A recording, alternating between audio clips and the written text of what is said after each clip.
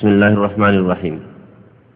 আলহামদুলিল্লাহি রাব্বিল আলামিন ওয়াস সালাতু ওয়াস সালামু আলা সাইয়্যিদিল মুরসালিন নবিয়িনা মুহাম্মদ ওয়া আলা আলিহি ওয়া সাহবিহি আজমাইন।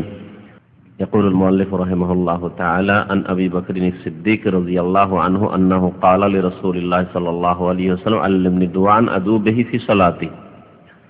আবু বকর সিদ্দিক রাদিয়াল্লাহু তাআলা আনহু, আবু বকর সিদ্দিক রাদিয়াল্লাহু তাআলা আনহুর নাম কি? নাম আবু বকর নাম না সিদ্দিক নাম? দুটো আছে এখানে। হ্যাঁ, আবু বকর নাম আর সিদ্দিক সিদ্দিক উপাধি। একটা কুনিয়ত মানে উপনাম। আবু বকর হচ্ছে কুনিয়ত মানে উপনাম বলে ওকে বাংলায়, আর সিদ্দিক হচ্ছে লাকাব। লাকাব মানে হচ্ছে উপাধি। কোন গুণের ভিত্তিতে যে টাইটেল মানুষকে দেওয়া হয় সেটাকে লাকাব বলে, আরবিতে, বাংলায় উপাধি বলে। আর তাহলে নাম হলো না, একটা হচ্ছে ইসম, লাকাব, কুনিয়ত। এখানে লাকাব আছে আর কুনিয়ত আছে। নাম কি? আব্দুল্লাহ। দেখেন, আবু বকর সিদ্দিক প্রথম খলিফার নাম আমাদের জানা নেই, চর্চা করি না যার ফলে। আব্দুল্লাহ বিন ওসমান। আবু বকর সিদ্দিক রাদিয়াল্লাহু তাআলা আনহু থেকে বর্ণিত, বলছেন যে আন্নাহু ক্বালা লিরাসূলিল্লাহ সাল্লাল্লাহু আলাইহি ওয়াসাল্লাম, তিনি বললেন আল্লাহ রাসূল সাল্লাল্লাহু আলাইহি ওয়াসাল্লামকে, আল্লিমনি দুআআন আদউ বিহি ফি সালাতি, আমাকে এমন একটি দোয়া শিখিয়ে দেন যা দিয়ে আমরা আমাদের নামাজে দোয়া করব, বা আমার নামাজে দোয়া করব, নিজ সালাতে দোয়া করব। তার মানে নামাজের মধ্যে দোয়া করার জন্য একটি দোয়া শিখিয়ে চাইলেন আবু বকর সিদ্দিক রাদিয়াল্লাহু তাআলা আনহু।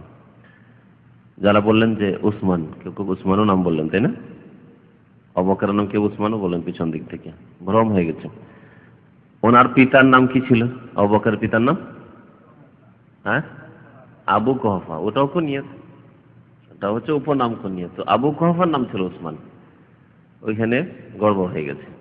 তার নাম হচ্ছে আব্দুল্লাহ বিন উসমান, মানে উসমানের ছেলে আব্দুল্লাহ। আব্দুল্লাহর কুনিয়ত হচ্ছে আবু বকর, আর আবু কুহাফা কুনিয়ত হচ্ছে উসমানের, মানে ওর আব্বার। তো আবু বকর সিদ্দিক রাদিয়াল্লাহু তাআলা আনহু দোয়া শিখিয়ে চাইলেন রাসূলুল্লাহ সাল্লাল্লাহু আলাইহি ওয়াসাল্লামের কাছে। কেমন আগ্রহ ছিল সাহাবায়ে কেরামের! এত উঁচু মর্যাদার মানুষ, তারপরেও রাসূলুল্লাহ সাল্লাল্লাহু আলাইহি ওয়াসাল্লামের কাছে দোয়া শিখিয়ে চাইছেন নামাজের মধ্যে দোয়া করার। আর আমাদের মধ্যে যদি সামান্য কিছু মাদ্রাসা পড়া লোক হয়, আমার শিখার কি আছে? যথেষ্ট মাদ্রাসা ফারিগ হয়েছি, আলিয়াপুরে আসলে কামাল পাশ করে এসেছি, আজ কমি মাদ্রাসা ফারিগ হয়ে ওরা ফারিগ হয়ে এসেছি, আজ তার সাথে মুফতিটা এলে তা মুফতি হয়েছে, আবার কি শিখার? অথচ জিজ্ঞাসা হাদিস সহিহ হওয়ার জন্য কয়টি শর্ত, তার সংজ্ঞা কি বলতে পারবে না। এটা এমনি বলছি না, বাড়াবাড়ি করে জিজ্ঞাসা করেন যে হাদিস সহিহ হাদিস হওয়ার জন্য কয়টি শর্ত এবং তার সংজ্ঞা কি। তো যে সহিহ হাদিসের সংজ্ঞা বলতে মানে জয়ীফ হাদিস কি জানে? জয়ীফ কেন হয়? এমনি মুখে বলে দিলি জয়ীফ, আমার মনের উল্টা হইলো জয়ীফ বলে দিলাম, হয়ে গেল ব্যাস? না, কখনো না। তো ইলম শিখার আগ্রহ থাকতে হবে। তারপরে আমলের ক্ষেত্রেও আমাদের ওইরকম আগ্রহ নেই, জানার, মুখস্থ করার, শিখার। এই দোয়া অধিকাংশ ভাইদের মুখস্থ আছে। যদি বলি যে এই যে দোয়া আসছে, সেই দোয়া আপনাদের কার মুখস্থ আছে? প্রায় সবাই হাত উঠাবেন, কারণ এটি নিজ নিজ মযহাবে, হানাফি মযহাবের ভাইয়েরা এই দোয়া মুখস্থ করে দোয়া মাসুরা হিসাবে। আর দোয়া মাসুরা মানে এই দোয়া ছাড়া আর কিছুই জানে না তারা। হ্যাঁ, এই দোয়া সহিহ বুখারীতে আছে, সহিহ মুসলিমে আছে। আবু বকর সিদ্দিক রাদিয়াল্লাহু তাআলা যখন দোয়া শিখিয়ে চাইলেন, বললেন রাসূলুল্লাহ সাল্লাল্লাহু আলাইহি ওয়াসাল্লাম কুল, বললেন নবী সাল্লাল্লাহু আলাইহি ওয়াসাল্লাম যে তুমি এই দোয়া বলো নামাজের মধ্যে। নামাজের মধ্যে দোয়া বলার ক্ষেত্র হচ্ছে তাহলে কি? সালাম ফেরার আগে, সালাম ফেরার আগে, অর্থাৎ আত-তাশাহুদ, আত-তাহিয়াতু লিল্লাহ, আল্লাহুম্মা সাল্লি আলা মুহাম্মদ, সালাতে ইব্রাহিম, এটা শেষ করার পরে এবং সালামের আগে, এটি হচ্ছে ক্ষেত্র এই দোয়াগুলির। যদিও দোয়ার আরেকটি ক্ষেত্র আছে সেজদা, কিন্তু এই দোয়ার নাই। অন্য যে কোনো দোয়া সেজদা করতে পারেন, বা এই দোয়াও করতে পারেন প্রয়োজনে, কিন্তু এই দোয়া যেখানে উদ্দেশ্য করা হয়েছে সেটা হচ্ছে সালাম ফেরার আগে। এই জন্য ইমাম বুখারী রাহমাতুল্লাহ আলাইহি অধ্যায় হচ্ছে বাবু দোয়া কাবলা সালাম। এই অধ্যায় হচ্ছে কাবলা সালাম, সালামের পূর্বে দোয়া করা সম্পর্কে। তারপরে হাদিস নিয়ে এসেছেন এই 49 নম্বর হাদিস। তাহলে বোঝা গেল ইমাম বুখারী রাহমাতুল্লাহ আলাইহি হাদিস থেকে কি বুঝেছেন যে এই দোয়া কোনখানে পড়ার? সালামের পূর্বখানে, অর্থাৎ আত্তাহিয়াত শেষ করে, আর দরুদ ইব্রাহিম আল্লাহুম্মা সাল্লি আলা মুহাম্মদ, আল্লাহুম্মা বারিক আলা মুহাম্মদ ইন্নাকা হামিদুম মাজিদ শেষ করে। দোয়া কি বললেন নবী সাল্লাল্লাহু আলাইহি ওয়াসাল্লাম তুমি বলো, এই দোয়া বলো, আল্লাহুম্মা ইন্নী যালামতু নাফসি যুলমান কাসীরা। আল্লাহ আমি আমার নিজের ওপর, নাফসি মানে আমার নিজের ওপর, নিজের নফসের ওপর মানে নিজের ওপর। নফস বলে শরীরকে বোঝায়, নফস বলে আত্মাকে বোঝায়, নফস বলে ব্যক্তিকে বোঝায়। নফস বললে শুধু আত্মা উদ্দেশ্য নয়, আর শুধু শরীরের উদ্দেশ্য নয়। হ্যাঁ, নফস ব্যক্তির নাম, যা হচ্ছে আত্মা এবং দেহের সমষ্টির নাম। আল্লাহ আমি নিজের উপরে জুলম করেছি, আমার আত্মা আমার শরীরের উপরে জুলম করেছি। যে ব্যক্তি পাপ করে সে নিজের আত্মার উপর জুলম করে, রুহের ওপর এবং শরীরের উপরে জুলম করে। শুধু তাই না, বরং তার গুনাহের কারণে সে নিজের পরিবার, স্ত্রী, ছেলে মেয়ের উপর জুলুম করে। তার কুপ্রভাব যে পড়বে, গুনাহের জন্য আযাব আসবে, সে আযাবের এক অংশ হয়তো তার পরিবার উপর আসতে পারে। হ্যাঁ, তার কুপ্রভাব, তার শাস্তি তার বাবা মার উপর আসতে পারে। চোর চুরি করছে বা অন্যায় কাজ অপরাধ করলো, বেচারা এখানে কাজকর্ম ভালো করে খাচ্ছিল, ধরা পড়লো, তার কাজকর্ম বন্ধ হয়ে গেল, বেতন বন্ধ হয়ে গেল, জেলে পড়ে আছে। ওর বাবা মা মাসে যে কিছু টাকা পয়সা পাচ্ছিল তা মহরম, অনাহারে বেচারা। তাহলে দেখেন, মানুষের পাপের, জুলমের কুপ্রভাব শুধু নিজের উপর পড়ে না, হ্যাঁ, নিজের উপর তো পড়েই, আর যারা আশেপাশে আছে তাদের উপর পড়ে। আল্লাহুম্মা ইন্নী যালামতু নাফসি, হে আল্লাহ আমি নিজের উপর জুলম করেছি, জুলমান কাসীরা, মহা জুলম করেছি, খুব বড় জুলম, অত্যাচার করেছি। জুলমানের সিফাত হচ্ছে কাসীরা। হ্যাঁ, যালামতু নাফসি যুলমান কাসীরা। আরবি গ্রামারে কি বলা হয়? যুলমান কাসীরাটা কি? গ্রামার পড়া তালিম যারা ভারে হয়ে গেছে, হ্যাঁ বলেন, একে জবর কেন হইল? কেউ যদি বলে যুলমান কাসীরা কেন হইল, যুলমুন কাসীরুন কেন হইল না? কেউ যেরকম করে দোয়া পড়ে আল্লাহুম্মা ইন্নী যালামতু নাফসি যুলমুন কাসীরুন, বলে ভুল। কেন ভুল? কোন মাফউল? মাফউলে মুতলাক, একে বলে মুখস্থ, যেটা মাসদার হবে মাফউলে মুতলাক। যালামতু যুলমান, হ্যাঁ, যারাবতু জারবান, মারার মতো মেরেছি। হ্যাঁ, যারাবতু জারবান শাদীদান, খুব শক্ত মার মেরেছি, কঠোর মার মেরেছি, এটা মাফউলে মুতলাক। মুখস্থ করে, যেখানে মাসদার সেখানে মাফউলে মুতলাক। তো এটা মাফউলে বিহি নয়, মাফউলে মুতলাক। ওয়ালা ইয়াগফিরুয যুনুবা ইল্লা আনতা, আর গুনাহ সমূহকে কেউ মাফ করতে পারবে না আপনার ছাড়া। কারো ক্ষমতা নেই যে গুনাহ মাফ করতে পারে, ইল্লা আনতা, তোমার ছাড়া। ফাগফিরলি, সুতরাং আল্লাহ তুমি আমাকে মার্জনা করে দাও, মাফ করে দাও। মাগফিরাতাম মিন ইনদিক, ফাগফিরলি মাগফিরাতান, এই ফাগফিরলি, ফাগফির যে ফিল, এরই মাসদার হচ্ছে মাগফিরা, এটি হচ্ছে মাফউলে মুতলাক। তুমি আমাকে এমন মাফ করো, ফাগফিরলি মাগফিরাতান, আমাকে এমন মাফ করো, মিন ইনদিক, যা তোমার নিকট হতে, তোমার পক্ষ থেকে আমাকে মার্জনা করার মতো মার্জনা করে দাও। ফিরলি মানে তো মাফ করে দাও। তাহলে মাগফিরাত নিয়ে আসার উদ্দেশ্য হচ্ছে যে আমাকে মার্জনা করার মতো মার্জনা করে দাও, মানে একবার সবকিছু মাফ করে দাও। সাগীরা কাবীরা, প্রকাশ্য গোপনীয় সমস্ত গুনাহ আল্লাহ তুমি মাফ করে দাও তোমার পক্ষ থেকে। ওয়ারহামনি, এবং আমার উপর দয়া করো। ইন্নাকা আনতাল গফুরুর রহিম, কারণ নিশ্চয়ই তুমি মার্জনাকারী, গফুর, হ্যাঁ, মহা ক্ষমাশীল বা মার্জনাকারী, আর রাহিম দয়ালু। এটি হচ্ছে আল্লাহর নামগুলিকে মাধ্যম বানিয়ে দোয়া করা, যাই হাদিসে শেখানো হয়েছে। হাদিসে তো এই মশলা জানলেন যে সালামের আগেখানে এই দোয়া পড়তে হবে, কিন্তু যে জায়েজ ওসিলা বা সুন্নতি ওসিলার মধ্যে তিনটি ওসিলার একটি হচ্ছে, হ্যাঁ, আল্লাহর নাম এবং গুণাবলীকে মাধ্যম বানিয়ে দোয়া করা। আল্লাহ তুমি দয়াবান, তুমি আমার উপর দয়া করো। আল্লাহ তুমি ক্ষমাকারী, তুমি আমাকে ক্ষমা করো। এই যে ওয়ারহামনি, আর তার আগে ফাগফিরলি, মাফ করো, রহম করো। কেন? ইন্নাকা আনতাল গফুরুর রহিম। তাহলে গফুরুর রহিম এই দুইটি আল্লাহ 99টি নামের দুইটি নামকে ওসিলা বানিয়ে, মাধ্যম বানিয়ে, সেই নামের মাধ্যমে আল্লাহ পাকের কাছে মার্জনা কামনা করলেন যে আল্লাহ তুমি ক্ষমা করো, আর দয়া কামনা করলেন। আর একটি ওসিলা হচ্ছে ঈমান এবং নেক আমলকে ওসিলা বানানো। 2 রাকাত নামাজ পড়লেন, সোমবার রোজা রাখলেন, বৃহস্পতি রোজা রাখলেন, আল্লাহ আমার আব্বা অসুস্থ আছে, আল্লাহ তুমি সুস্থ করে দাও। আল্লাহ আমার দুশ্চিন্তা আছে, আল্লাহ তুমি দূর করে দাও। হ্যাঁ, যে কোনো দোয়া, দুনিয়া এবং আখিরাতে যে কোনো দোয়া করেন। আল্লাহ আমি গুনাহ করেছি, আল্লাহ তুমি মাফ করে দাও। 10 টাকা দান করলেন, আল্লাহ তুমি গুনাহ খাতা হয়েছে, আল্লাহ তুমি মাফ করে দাও। এই হচ্ছে ঈমান এবং আমলকে মাধ্যম বানানো। আর তৃতীয় একটি মাধ্যম বানানো জায়েজ আছে, তা হচ্ছে জীবিত নেক ব্যক্তির কাছে দোয়া চাওয়া, যে আমার জন্য একটু দোয়া করি। জীবিত, কারণ মৃত ব্যক্তির কাছে দোয়া চাওয়া যায় না। হ্যাঁ, এবং উপস্থিত ব্যক্তি অথবা উপস্থিত না থাকলে যার সাথে যোগাযোগ সম্ভব, যাকে ডাক দেওয়া সম্ভব টেলিফোনে, আব্বা আমার জন্য দোয়া করেন, হ্যাঁ শেখ আমার জন্য দোয়া করেন, টেলিফোনে দূর থেকে বলছেন আপনি, 10,000 কিলোমিটার দূর থেকে, অসুবিধা আছে?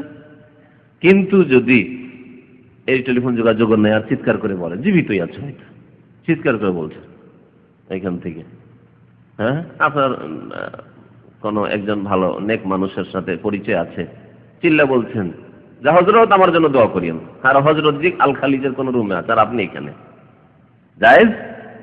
শিরক। আল্লাহ তাআলা অন্যকে আহ্বান করা যা শোনেন না, চোখের আড়ালে আছে, যত সাধারণত আপনার আওয়াজ পৌঁছে না। তাহলে বোঝা গেল যে শুধু মৃত না, এমনকি জীবিতও যদি গায়েব থাকে আর সাধারণত সেই আওয়াজ তার কাছে পৌঁছিবে না, পৌঁছার মাধ্যমে নেই, টেলিফোন নয় বা কিছু নয়, বা চিঠি নয় যে চিঠিতে লিখে দিলে চিঠিটা পৌঁছে গেল, ডাকযোগে তারপরে দোয়া চাওয়া হয়ে গেল, এটাও নয়। তাহলে কি করে দোয়া চাইলেন? তাহলে আপনি শিরক হয়ে যাবে। তো এইভাবে শিরক থেকে সজাগ থাকতে হবে। মৃতর কাছে চাইছে, কবরওয়ালার কাছে চাইছে, তুই তো জিন্দা বসে আছে ঘরে। এই ছিল দোয়া নবী করিম সাল্লাল্লাহু আলাইহি ওয়াসাল্লাম শেখানো। আশা করি এই দোয়া সকলেই পড়েন, তাই না? যারা নামাজ পড়েন, এমন কেউ আছে যে দোয়া মুখস্থ নাই? ইনশাআল্লাহ নাই এরকম, কারণ এই দোয়া ছোটকাল থেকে মুখস্থ করানো হয়েছে। আর যদি কারো মুখস্থ না থাকার লজ্জা বলে সবাই বলছে আচ্ছা আর আমি একা কি করে বলবো, তাহলে আপনি নিজের ইসলাহ করেন, আল্লাহ হিদায়াত করুন। এছাড়া বেশ কিছু দোয়া আছে, এই দোয়াগুলির হুকুম হচ্ছে যে এই দোয়াগুলি পড়া সুন্নাত, ওয়াজিব নাই, ফরজ নাই। আত্তাহিয়াত পড়া ফরজ, রুকুন। দরুদ ইব্রাহিম আল্লাহুম্মা সাল্লি আলা মুহাম্মাদ ইন্নাকা হামিদুম মাজিদ পর্যন্ত পড়া রুকুন, ফরজ। এটি হচ্ছে সহিহ, যদিও কিছু আলেম বা হানাফি মতে তাদের কাছে এটাও সুন্নাত, কিন্তু আসলে সুন্নাত নাই, হচ্ছে ফরজ, রুকুন। নবী কারীম সাল্লাল্লাহু আলাইহি ওয়াসাল্লাম কোনো নামাজ বিনা দরুদ ইব্রাহিমেতে পড়েননি এবং সাহাবায়ে কেরামদের পড়াননি। সুতরাং এটি হচ্ছে রুকুন, ফরজ। কেউ যদি আল্লাহুম্মা সাল্লি আলা মুহাম্মাদ না পড়ে দরুদ ইব্রাহিম, তাহলে তার নামাজ হবে না। কেউ যদি আত্তাহিয়াত না পড়ে তাহলে তার নামাজ হবে না, যদিও সময় পায়। কিন্তু ফিকহ হানাফিতে, হানাফি ফিকহের পরিচিতি কদরি থেকে জুমার দিনে 1-1.5 মাস আগে একটা বক্তব্য করেছি, তাতে মনে হয় বিষয়টি উল্লেখ করা হয়েছে। তাদের কাছে তাশাহুদের পরিমাণ বসা, তাশাহুদ পড়ারও প্রয়োজন নাই, বসে এতটুকু বসে থাকে না, মিকদারুত তাশাহুদ তাতে লিখেছে তারা। হ্যাঁ, তাশাহুদ পরিমাণ যদি বসে, তাশাহুদ পড়তে কয় মিনিট লাগে? আপনাকে 2 মিনিট লাগে বা 1 মিনিট লাগে। ওই 1 মিনিট যদি বসেন, আর বসার পরে সালাম ফিরাও তাদের কাছে ফরজ নাই। সালাম না ফিরে কি করতে হবে?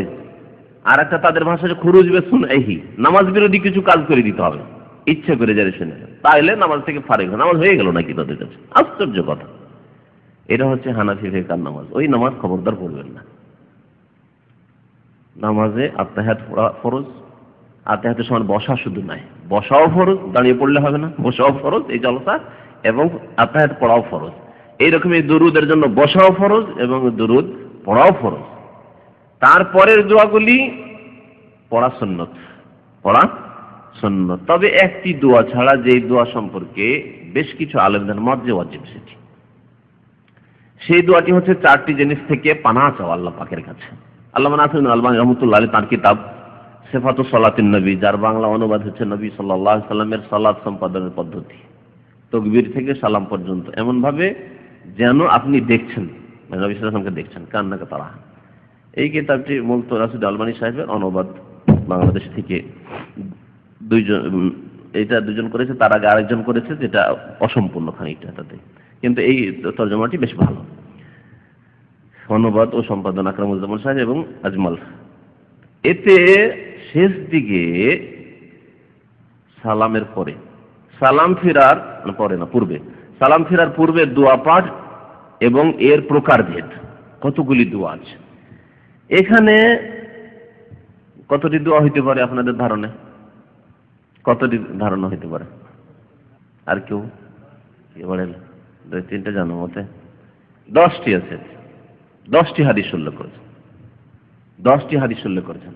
তার মধ্যে একটি হচ্ছে এইটি, আল্লাহুম্মা ইন্নী যালামতু নাফসি যুলমান কাসীরা, যেটি মুখস্থ আছে আর পড়ে থাকেন আপনারা। আর এর চাইতে কোনো মতেই গুরুত্বতে কম নয়, বরং এর চাইতে বেশি। আল্লামা নাসিরুদ্দিন আলবানী তাকে প্রথমে নিয়ে এসছেন এবং নিয়ে আসার বলছেন যে ওজুবুল ইস্তিআযা মিন আরবাইন ক্বাবলা দুআ, তিনি অধ্যায় কায়েম করেছেন, বলছেন দুয়ার পূর্বে 4 বিষয়বস্তু থেকে আশায় প্রার্থনা ওয়াজিব হওয়া প্রসঙ্গ। মানে দুরূদ শেষ করে যে বাকি দোয়াগুলি করবেন তার আগে এই 4টি জিনিস থেকে পানা চাওয়া, আশ্রয় কামনা করা আল্লাহ পাকের কাছে, এটি হচ্ছে ওয়াজিব। বেশ কিছু আলেমদের, যদি অধিকাংশ আলেমদের নিকটে ওয়াজিব নয়, সুন্নত, কিন্তু সুন্নতে মুআক্কাদা নবী সাল্লাল্লাহু আলাইহি ওয়াসাল্লাম তাকিদ করেছেন, তাআউযু বিল্লাহি মিন আরবা, তোমরা 4টি জিনিস থেকে আল্লাহর কাছে পানা চাও।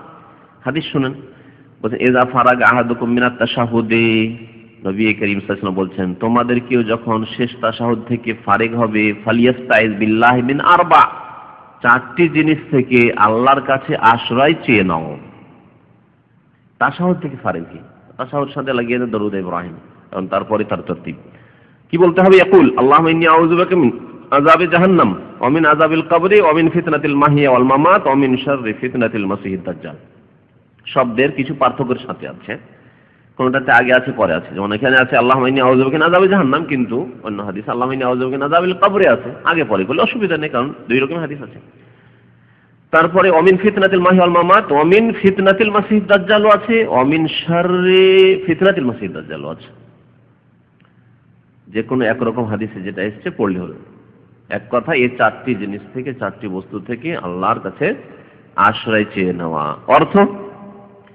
আর তারপরে নবী সাল্লাল্লাহু আলাইহি ওয়াসাল্লাম বলেছেন সুম্মা ইয়াদউ লিনাফসিহি বিমা বাদালাহু, এই 4টি জিনিস থেকে পানা চাওয়ার পরে তোমার যা ইচ্ছা দোয়া করো। এখন তারপর আল্লাহুম্মা ইন্নী যালামতু নাফসি পড়ো, না রাব্বানা আতিনা ফিদ দুনিয়া হাসানা পড়ো, আর না আল্লাহুম্মা আগফির লিমা কদ্দামতু ওয়া মা আখখারতু ওয়া মা আসরারতু ওয়া মা আ'লানতু ইত্যাদি পড়ো। যা পড়বে পড়ো, আর কিছু চাও, আল্লাহুম্মা ইন্নী আসআলুকাল জান্নাহ পড়ো, আল্লাহুম্মা আজরিনা মিনান নার পড়ো, যাই পড়ো। শুনেন, অন্য হাদিসে এতে 5 নম্বর বাড়তি আছে, আসছে হাদিসটি। এই 4টির পরে আছে ওয়া নাউযু বিকা মিনাল মাসামি ওয়াল মাগরাম। আল্লাহ মাসাম, বরং 2টি জিনিস রয়েছে, মাসাম মানে গুনাহ, আর মাগরাম মানে হচ্ছে ঋণ। আল্লাহ ঋণের বোঝা থেকে, ঋণ থেকে আর গুনাহ থেকে তোমার আশ্রয় কামনা করি। এটাও আছে অতিরিক্ত, আমি ওইটা পড়ি যাতে এই বাড়তি সহ আছে, কারণ বেশি দোয়া করলে বেশি ভালো। আর হাদিসে বিশেষ করে যেখানে এসেছে, তো নবী করিম সাল্লাল্লাহু আলাইহি ওয়াসাল্লাম এই দোয়া শিখেছেন। এটি হলো একটি দোয়া, তাই না? আর 2 নম্বর হয়ে গেল আল্লাহুম্মা ইন্নী যালামতু নাফসি। আচ্ছা, এখন বলুন তো আপনাদের কয়জন এই আল্লাহুম্মা ইন্নী আউযু বিকা মিন আযাবিল কবরি পড়েন? হাত উঠান তো দেখি। সবাই দিলেন একবারে? হ্যাঁ, সবাই দিলেন পড়ে। আচ্ছা বলুন, যে দেশ থেকে মুখস্থ ছিল না, এখানে করেছে, দেখলেন? হ্যাঁ, এই হচ্ছে কথা। তো যাই হোক, ইসলামিক সেন্টার এখানে সৌদি আরবে শেখার ফায়দা যে কমপক্ষে। আর এই হাদিস বুখারী মুসলিমের হাদিস, বুখারী তো আছে, মুসলিম আছে এই দোয়া। ওতে এই 4টি জিনিস থেকে পানা চাওয়ার হাদিস তো আছে, আর যাতে বাড়তি করে আছে ওই হাদিসটি শোনায়। 1 নম্বর ওটা দিয়ে শুরু করেছেন, আল্লাহুম্মা ইন্নী আউযু বিকা মিন আযাবিল কবরি ওয়া আউযু বিকা মিন ফিতনাতিল মাসিহিদ দাজ্জাল ওয়া আউযু বিকা মিন ফিতনাতিল মাহইয়া ওয়াল মামাত আল্লাহুম্মা ইন্নী আউযু বিকা মিনাল মাসামি ওয়াল মাগরাম। তাতে ওয়াসু মিন আযাবিজ জাহান্নাম নেই, কিন্তু যেহেতু ওই আরেক হাদিস মিন আযাবিজ জাহান্নাম আছে, সেটা এতে লাগিয়ে নেন, অসুবিধা নেই। এই হাদিস বুখারীর হাদিস, মুসলিমের হাদিস। বুখারী ও মুসলিম পড়া ওয়াজিব বলেছেন, ওয়াজিব বলেছেন। সুতরাং এটি ছাড়বেন না, বেশ কিছু আলেমদের নিকটে ওয়াজিব, কারণ নবী সাল্লাল্লাহু আলাইহি ওয়াসাল্লামের আদেশ। তিনি ওয়াজিব এই জন্য বলেছেন, নবী সাল্লাল্লাহু আলাইহি ওয়াসাল্লাম বলেছেন তোমরা পানা চেয়ে নাও, আর নবী সাল্লাল্লাহু আলাইহি ওয়াসাল্লামের আদেশ পালন করা ওয়াজিব তার নিকটে। যদিও সুন্নাত হওয়ার সম্ভাবনা আছে, সুন্নাত হলে সুন্নাতে মুআক্কাদা, নবী সাল্লাল্লাহু আলাইহি ওয়াসাল্লাম তাকিদ করেছেন। আসছে 2 নম্বরে কি আছে হাদিস? 2 নম্বর হয়ে গেল, তাই না? তাহলে 3 নম্বর বলি, যদি এখানে তরতিব 2 নম্বর উনি আরেকটা উল্লেখ করেছেন, আল্লাহুম্মা ইন্নী আউযু বিকা মিন শাররি মা আমিলতু ওয়া মিন শাররি মা লাম আমাল। হে আল্লাহ, যেসব আমি আমল করেছি, কর্ম করেছি, মানে গুনাহ করেছি, তার অনিষ্ট থেকে আমি তোমার আশ্রয় চাই, আর যেসব খারাপ আমল করিনি তারও অনিষ্ট থেকে আমি তোমার আশ্রয় চাই। ছোট্ট দোয়া, এই দোয়া হাদিসে রয়েছে। 3 নম্বর রয়েছে আল্লাহুম্মা হাসিবনি হিসাবান ইয়াসীরা, ছোট্ট দোয়া, আল্লাহ আমার সহজ হিসাব নাও, আমার হিসাবকে আসান করো, কবরের হিসাবকে, বিচার দিবসের হিসাবকে। 4 নম্বরে বড় দোয়া আছে, এই তরতিবে 4 করছি, কিন্তু আসলে হয়ে গেল 5 নম্বরে আল্লাহুম্মা বিইলমিকাল গায়ব ওয়া কুদরাতিকা আলাল খালক আহইয়ানি মা আলিমতুল হায়াতা খায়রাল লি ওয়া তাওয়াফফানি ইযা কানাতিল ওয়াফাতু খায়রাল লি আল্লাহুম্মা ওয়া আসআলুকা খাশিয়াতাকা ফিল গায়বি ওয়াশ শাহাদা ওয়া আসআলুকা কালিমাতাল হাক্কি ওয়াল আদলি ফিল গাযাবি ওয়ার রিযা ওয়া আসআলুকা আল কাসদা ফিল ফাকরি ওয়াল গিনা ওয়া আসআলুকা নাঈমান লা ইউবিদ ওয়া আসআলুকা কুররাতা আইনিন লা তানফাদ লা তানকাতি ওয়া আসআলুকা আর রিযা বাদাল কাযা ওয়া আসআলুকা বারদাল আইশি বাদাল মাউত ওয়া আসআলুকা লাযযাতান নাযরি ইলা ওয়াজহিকাল কারীম ওয়া আসআলুকা আশ-শাওকা ইলা লিকাইকা ফি গায়রি দাররা মুদিররা ওয়ালা ফিতনাতিন মুদিল্লা আল্লাহুম্মা যায়্যিননা বিজিনাতিল ঈমান ওয়াজআলনা হুদাতান মুহতাদিন। এই দোয়াগুলি সৌদি আরবে ওই রমজান মাসের কোনোতে পড়ে, তাই না? তো এই দোয়া তাশাহুদ এবং দরুদে ইব্রাহিমের পরে পড়া প্রমাণিত। 4 নম্বর লিখেছেন মুসনাদ আহমদে আছে, মুস্তাদরাক হাকিমে আছে এই হাদিস। হাদিসটিকে ইমাম হাকিম সহিহ বলেছেন এবং ইমাম যাহাবী তার সমর্থন করেছেন। 6 নম্বরে উল্লেখ করেছেন ওই হাদিসটি, বলেছেন নবী সাল্লাল্লাহু আলাইহি ওয়াসাল্লাম আবু বকর সিদ্দিক রাদিয়াল্লাহু তাআলা আনহুকে এই দোয়া বলতে শিখিয়েছেন। তাহলে 5টা হলো, টোটাল 5টা দিয়ে থাকলাম। এবারে এর তরতিবে 6 নম্বর শুনেন।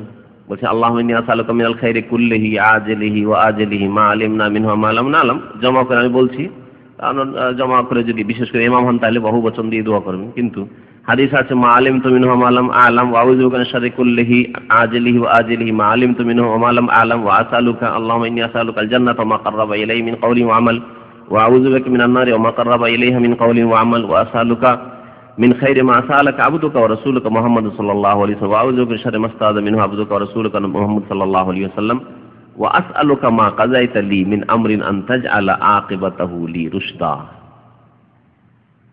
এই হাদিস এর বরাত দিয়েছেন মুসনাদ আহমদ, তারপরে ইমাম আবু দাউদ তায়ালিসি, জি ইমাম বুখারী আদাবুল মুফরাদে, ইমাম বুখারীর মতো একটি কিতাব আছে আল আদাবুল মুফরাদ, তাতে আছে ইবনে মাজাহ, হাকিম, এইসব আইম্মায়ে কেরাম হাদিসটি বর্ণনা করেছেন।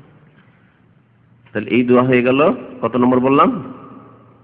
6 নম্বর। 7 নম্বরে নবী করিম সাল্লাল্লাহু আলাইহি ওয়াসাল্লাম একটা লোককে জিজ্ঞেস করলেন যে মা তাকুলু ফিস সালাত, নামাজের মধ্যে তুমি কি দোয়া করো? কালা তাশাহাদু, তাশাহুদ পড়ি, সুম্মা আসআলুল্লাহ আল জান্নাহ, তারপরে আমি জান্নাত চাই। তাহলে জান্নাত চাওয়ার দোয়া করা এই হাদিস দ্বারা প্রমাণিত। ওয়া আউযু বিহি মিনান নার, এবং জাহান্নাম থেকে আমি আশ্রয় কামনা করি। আমা ওয়াল্লাহি মা আহসানু দান্দানাতাকা ওয়ালা দান্দানাতা মা ফাকালা সাল্লাল্লাহু আলাইহি ওয়াসাল্লাম হাওলাহা নুদান্দিন।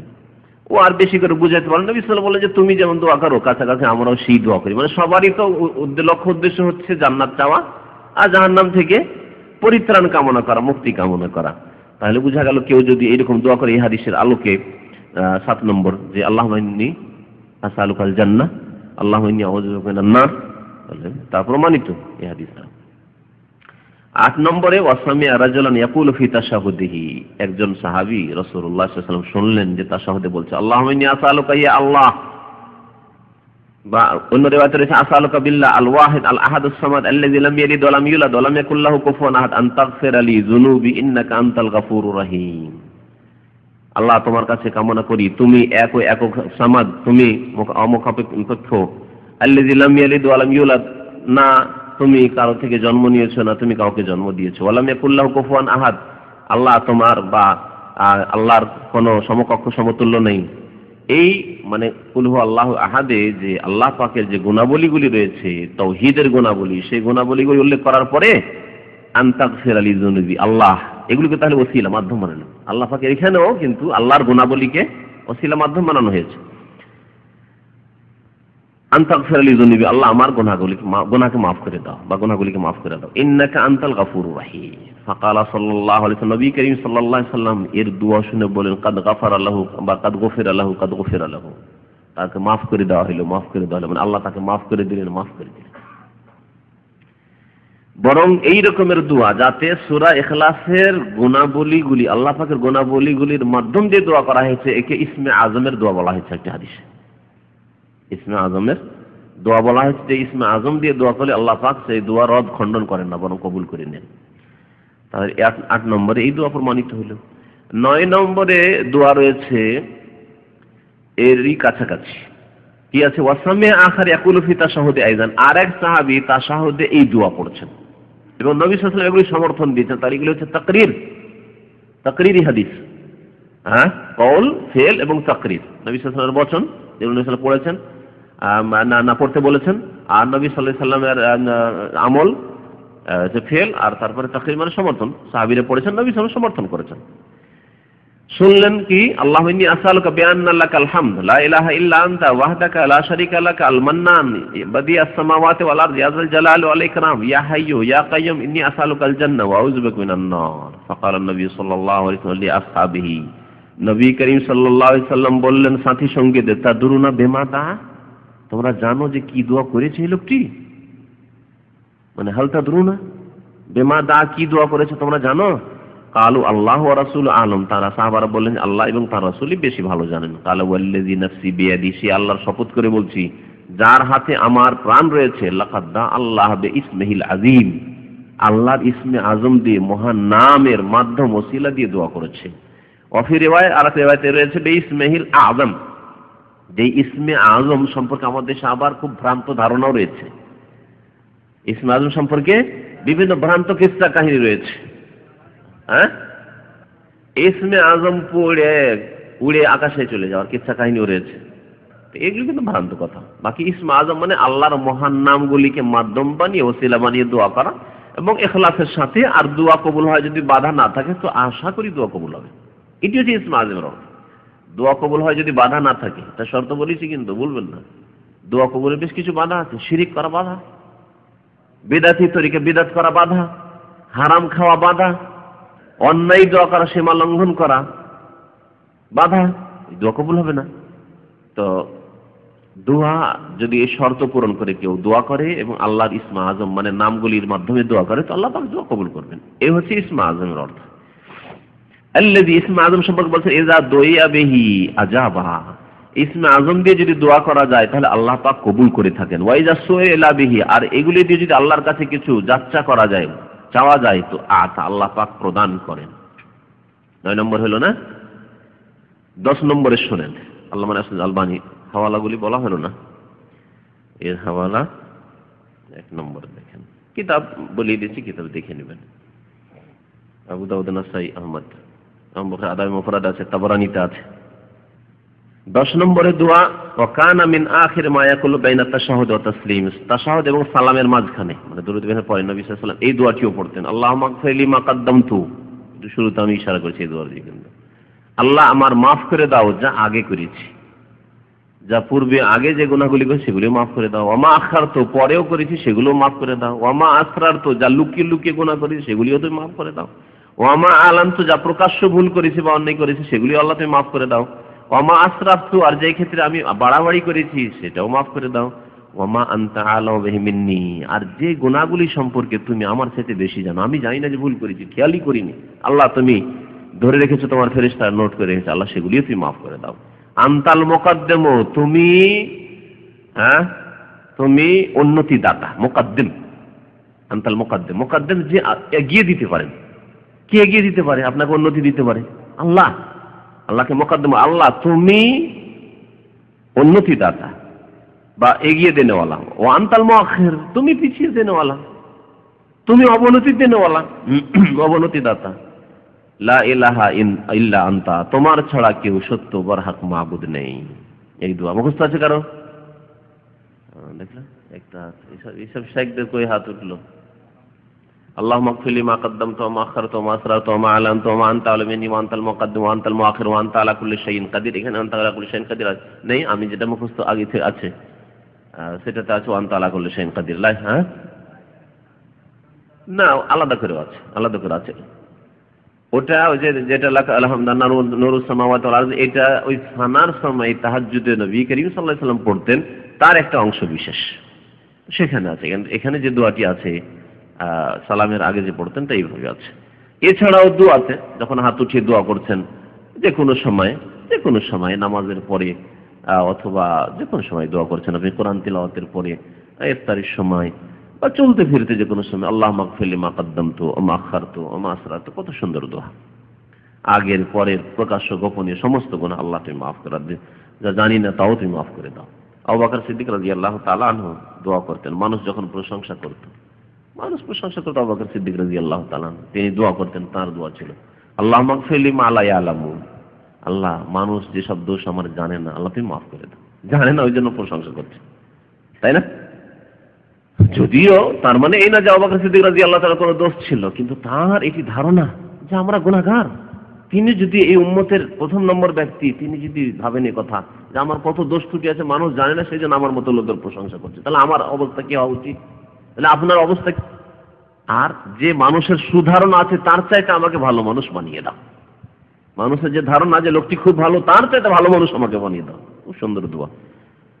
তো এই দোয়াটি মুখস্থ করে নেবেন, কারণ মানুষের যতটা সুনাম আপনার সম্পর্কে আছে তার চাইতে ভালো আল্লাহ বানিয়ে দিতে পারেন আপনাকে। মানুষের যে ধারণা আছে, ভালো ধারণা আছে, তার চাইতে ভালো আল্লাহ পাক বানিয়ে দিতে পারেন আপনার এই দোয়ার বদৌলতে। আল্লাহুম্মা গফির লিমা লা ইয়ালামুন ওয়াজআলনি খায়রাম মিম্মা ইয়াযুন্নুন। আমি এই কিতাবটি বাংলাতে নিয়ে আসলাম এই জন্যই, আরবিতেও আছে আমার কাছে কিতাব, যাতে করে আপনাদের জন্য সুবিধা হয়। যে কিতাব দেখির খনি দেখিয়ে দিলাম, এখান থেকে 10টি দোয়া আছে, মুখস্থ করে নেবেন। 10টি দোয়া আছে অর্থ সহ, মুখস্থ করে নেবেন। মনে হয় উচ্চারণ দেয়নি, যে অনুবাদকরা উচ্চারণ দেয়নি, আরবি দেখে মুখস্থ করতে হবে। মুখস্থ করে নেবেন কমের পক্ষে। এর কিছু দোয়া মুখস্থ হওয়া উচিত, যেমন শেষ দোয়াটি বললাম যে আল্লাহুম্মা গফির লিমা কদ্দামতু ওয়া আখখারতু, তারপরে ওই 4টি জিনিস থেকে পানা চাওয়া, 4-5টি জিনিস থেকে পানা চাওয়ার এই দোয়াগুলি। জি, এই কিতাবটি ঢাকা থেকে ছেপেছে, ঢাকায় পাবেন, ঢাকা থেকে ছেপেছে। আল্লাহ পাক যেন আমাদেরকে নেক আমলের তৌফিক দান করেন। আল্লাহ পাক আমাদের গুনাহ খাতা মাফ করেন। আমিন। সাল্লাল্লাহু নবিয়ানা মুহাম্মদ ওয়া আলা আলিহি ওয়া সাহবিহি আজমাইন। তাওহীদ প্রেস থেকে ছেপেছে, তাওহীদ প্রেস ঠিকানা। একটা ছোট্ট হাদিস থেকে গেল, তর্জমা এই জন্য করলাম না যে ওই হাদিসের সাথে বেশ কিছু কথা আছে। ওই হাদিসের সাথে, যদিও হাদিস ছোট্ট, কিন্তু ওর সাথে বেশ কিছু কথা আছে। সালামের পরে কি দিয়ে শুরু করবেন?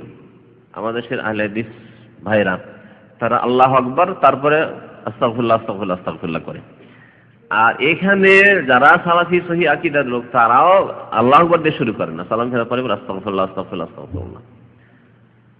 তো এই বিষয়টি আসছে, যেটি গুরুত্বপূর্ণ বিষয়, এবং এর একটু তাহকিক মানে গবেষণামূলক আলোচনা হওয়া উচিত। কারণ এই আলোচনা সমালোচনার পাত্র অনেক সময় হয়ে যাবেন। আহলে হাদিস ভাইদের পক্ষ থেকে যারা ওই হাদিস, বাহ্যিক হাদিসটা আমল করে, তারা বলে দেখো এই সুন্নতটা আমলই করে না, আল্লাহু আকবার দিয়ে শুরু করতে হবে, তারপর আস্তাগফিরুল্লাহ আস্তাগফিরুল্লাহ বলতে হবে। আর অন্যরা বলছে যে না, ওটা দিয়ে শুরু করা ঠিক নয়, সুন্নত না, ওটা সুন্নতের খেলাফ।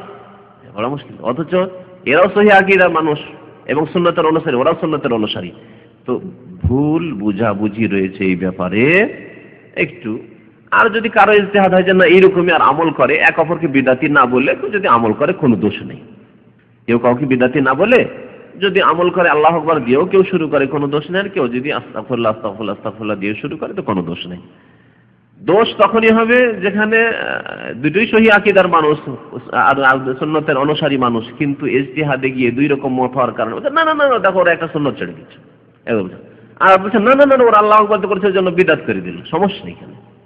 সুতরাং এই বিষয়টি ইনশাআল্লাহ এই মর্মে আরো যে হাদিসগুলি মুসলিমে আছে দু একটি, ওটা নিয়ে আসার পরে আলোচনা করা যাবে যে আসল রহস্যটা কি, এইরকম ইখতিলাফ কেন। এটা বলেছি, কয়টা লোকের মনে আছে? হ্যাঁ, হয়তো এরকম বলেছি সংক্ষেপে। হ্যাঁ, এখানে আছে জিকির হাদিসটাই, তোরা আল্লাহু আকবার কেন বললে, এখানে আছে জিকির। আর একটা হাদিস আছে তাকবীর, হাদিস ইবনে আব্বাসেরই, একই সাহাবীর। তাহলে একই সাহাবী একবার জিকির বলছেন, একবার তাকবীর বলছেন। ঠিক আছে, আপনারা যারা মানে তদন্ত করার মতো লোক, পড়ে শুনে বহস করে নিয়ে আসতে পারবেন, রিসার্চ করে নিয়ে আসবেন আগামী সপ্তাহে, যে আপনাদের কতটুকু জানা আছে সম্পর্কে। কি আল্লাহু আকবার দিয়ে আসসালামু আলাইকুম ওয়া রাহমাতুল্লাহ, আসসালামু আলাইকুম ওয়া রাহমাতুল্লাহ, আল্লাহু আকবার, আস্তাগফিরুল্লাহ আস্তাগফিরুল্লাহ আস্তাগফিরুল্লাহ, এরকম করবেন না? আসসালামু আলাইকুম ওয়া রাহমাতুল্লাহ, আসসালামু আলাইকুম ওয়া রাহমাতুল্লাহ, আস্তাগফিরুল্লাহ আস্তাগফিরুল্লাহ আস্তাগফিরুল্লাহ। আমি মত চাই না, তাহকিক লাগে কোনটা ঠিক, কোনটা। আস্তাগফিরুল্লাহ দিয়ে শুরু, আস্তাগফিরুল্লাহ দিয়ে শুরু। কিন্তু আরেক হাদিস আছে যেখানে আছে তাকবীর। হ্যাঁ, কুননা নারিফু ইনকিজা সালাতি রাসূলিল্লাহ সাল্লাল্লাহু আলাইহি ওয়াসাল্লাম বিতাকবীর, মুসলিম শরীফের হাদিস আছে, মুসলিম। বুখারীতে হাদিস আছে এখানে জিকির। ইনশাআল্লাহ আগামী সপ্তাহে থাক। আমাদের এই মাহবুব ভাইয়ের আব্বা অসুস্থ রয়েছেন, আরো অনেকের আব্বা, কারো ছেলে, কারো মেয়ে, কারো ভাই বোন অসুস্থ। আমিও অসুস্থ আছি, দোয়া করবেন আল্লাহ পাক যেন সুস্থ করেন ইনশাআল্লাহ। আল্লাহ গুনাহ খাতা মাফ করেন এবং সুস্থ করেন। বহু অত্যাচার কাসির অনেক সময় বড় অর্থে ভাব অর্থ হইতে পারে। আমি বড় বলেছি না বহু বলেছি? বড় বলেছি, প্রশ্ন নেই। জলমান কাসিরা বহু অত্যাচার করে, বড় অত্যাচার। মানুষ যদি একটা গুনাহ করে তো বড় অত্যাচার হল না, কিন্তু সাগিরা গুনাহ যদি 10টা করে ওইটাই বড় অত্যাচার হয়ে গেল। খবর শোনা, মহিলা খবর পড়েছে, বাংলায় খবর পড়েছে, একটু খবর শুনে একদিন কোন রকম শুনে নিল, সাগিরা গুনাহ করলো বলবো, ঠিক না? কিন্তু ডেইলি ওর অভ্যাস, হুজুরজি দাঁড়িয়ে নিয়ে বসেও মহিলার খবর শুনবে, টিভির খবর শুনবে, তো কি বলবেন এটাকে? হ্যাঁ, জুলমান কাসিরা এবং কাবিরাও, ছোট গুনাহ কাবিরা হয়ে যায় যদি বারবার করা হয়, তো জুলম কাসিরাই জুলমে কাবিরা হয়ে যায়। মনে রাখবেন, লা তাহকিরান্না, কবি আরবি ভাষায় বলেছেন, লা তাহকিরান্না সাগীরাতান, তোমরা ছোট গুনাহকে তুচ্ছ মনে করিও না, যে ছোট গুনাহ, এমন কি আমি তো খবরই শুনছি, আমি তো ফিল্মও দেখি না, আমি উদ্দেশ্য হচ্ছে আমার খবর শোনা। ইন্নাল জিবালা মিনাল হাসা, কারণ পাহাড় পর্বতমালা তৈরি হয়েছে ক্ষুদ্র ক্ষুদ্র পাথর বা কঙ্কর নিয়ে। সুতরাং ডেলি ডেলি শুধু মহিলার খবর, টিভির খবর আমাকে শুনতে হবে, দেখতে হবে, করতে করতে কাবিরা গুনাহ। অন্যের জন্য দোয়া আল্লাহ মাগফির লেখা করা যাবে না, আল্লাহ মাগফিরলে, তারপর আল্লাহর সাথে কথা বলা হচ্ছে, নাম ধরে নবী সাল্লাল্লাহু আলাইহি ওয়াসাল্লাম, আল্লাহর সাথে কথা হচ্ছে। কিন্তু যদি সম্বোধন করা হয় যে ও দৌলি, ইয়া আব্দুল্লাহ জাহাঙ্গীর, ও দৌলি, নামাজের মধ্যে, আর এটা কোনটা? হ্যাঁ, তো সম্বোধন করা হয়ে গেল, তো ওই জন্য মানুষের কথা হয়ে গেল। ইয়ারহামুল্লাহ যদি করা হইতো তাহলে চলতো, ইয়ারহামুকাল্লাহ চলবে না, তোমার উপর আল্লাহ রহম করে, সম্বোধন হয়ে যাচ্ছে মানুষকে। বিসমিল্লাহির রহমানির রহিম, আলহামদুলিল্লাহি রাব্বিল আলামিন, ওয়াসসালাতু ওয়াসসালামু আলা সাইয়্যিদিল মুরসালিন নবিয়িনা মুহাম্মদ ওয়া আলা আলিহি ওয়া সাহবিহি আজমাইন। قال المؤلف رحمه الله تعالى عن ابن عباس رضي الله تعالى عنهما أن رفع الصوت بالذكر حين ينصرف الناس من المكتوبة كان على عهد رسول الله صلى الله عليه وسلم। আব্দুল্লাহ বিন আব্বাস রাদিয়াল্লাহু তাআলা আনহুমা বর্ণনা করছেন যে আন্না রাফআ আস-সাওত বিয-যিকর, জিকির উচ্চ স্বরে পাঠ করা, জিকির উচ্চ স্বরে পাঠ করা, রাফআ আস-সাওত মানে আওয়াজ উঁচা করা, বিয-যিকরে জিকিরে, জিকিরে আওয়াজ উঁচা করা মানে উচ্চ স্বরে জিকির আজকারগুলি পাঠ করা। কখন? হিনা ইয়ানসারিফুন নাসু মিনাল মাকতুবাতি, যখন মানুষরা ফরজ নামাজ থেকে সালাম ফিরায়, মানে সালাম ফেরার পরে, আসসালামু আলাইকুম ওয়া রাহমাতুল্লাহ, আসসালামু আলাইকুম ওয়া রাহমাতুল্লাহ, সালাম ফেরার পরে জিকির আজকারগুলি উচ্চ স্বরে পাঠ করা।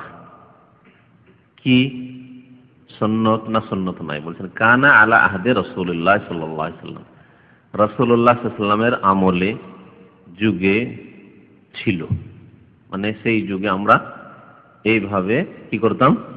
জিকির আজকারগুলি উচ্চ স্বরে পাঠ করতাম। তাহলে এই হাদিস দ্বারা কি জানা গেল?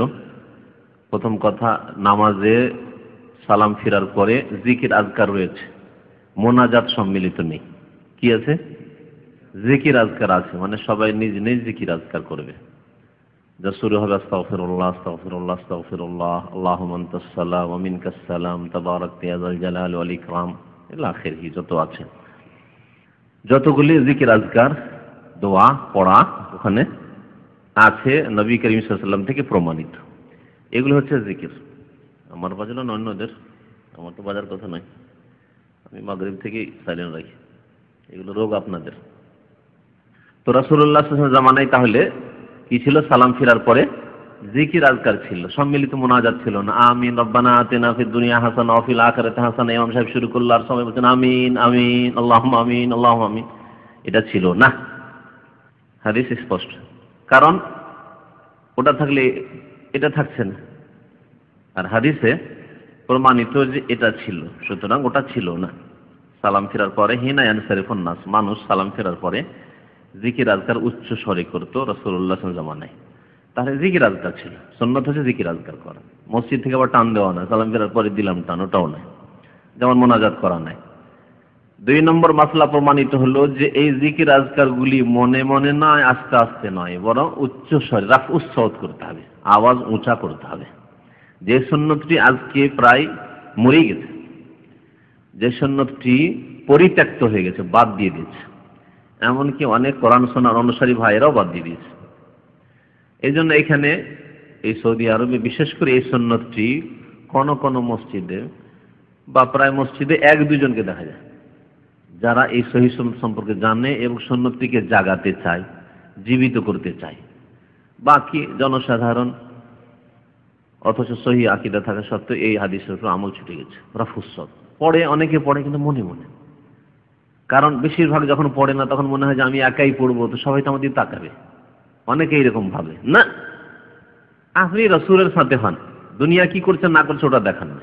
আপনি কার সাথে আছেন? নবী মুহাম্মদ সাল্লাল্লাহু আলাইহি ওয়াসাল্লামের সাথে আছেন।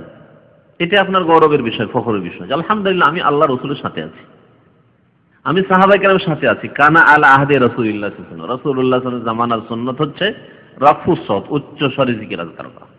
তাহলে সালাম ফেরার পরে এই আমলে আমাদের অনেকের ত্রুটি, এই ত্রুটিকে মানে মনে রাখতে অনেক সময় ভুলে যায়। জানা আছে যে এটি সুন্নাত উচ্চস্বরে, কিন্তু ভুলে যায়। ভুলবেন না, আপনি মনে রাখেন যে আমার সালাম ফেরার পরে জিকির আজকারগুলি উচ্চস্বরে করতে হবে। আস্তাগফিরুল্লাহ আস্তাগফিরুল্লাহ আস্তাগফিরুল্লাহ, উচ্চস্বরে।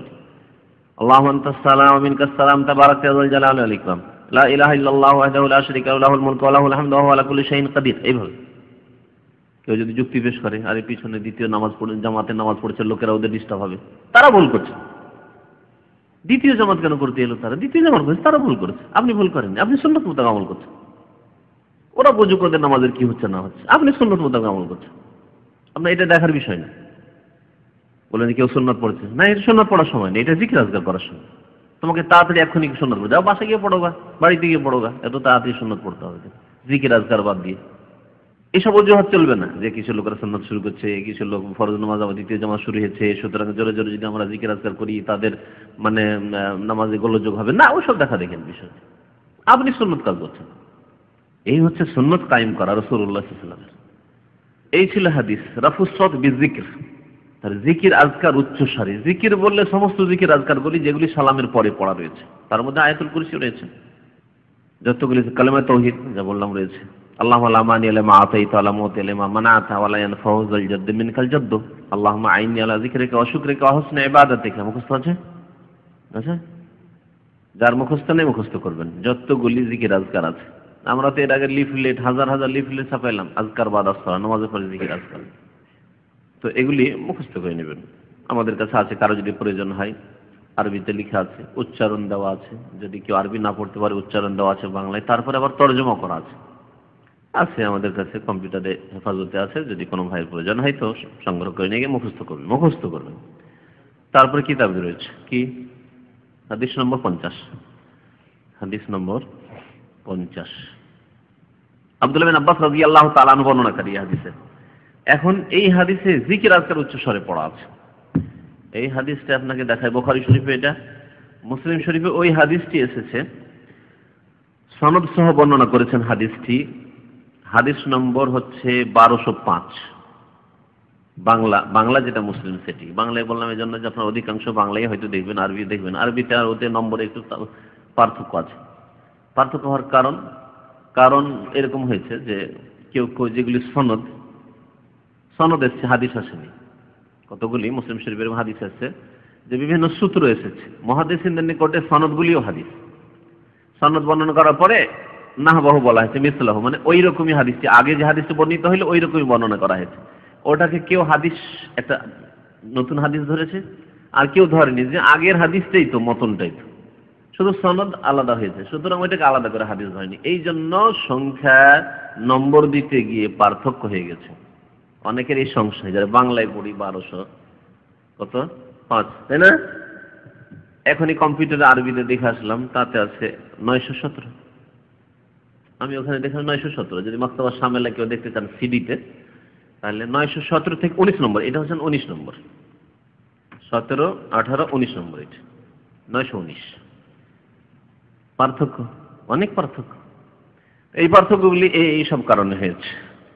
তো এতে যে হাদিসটি আছে, তারপরে তাকবীরের হাদিসটি শোনাবো, এই সেম হাদিসটি শোনাই।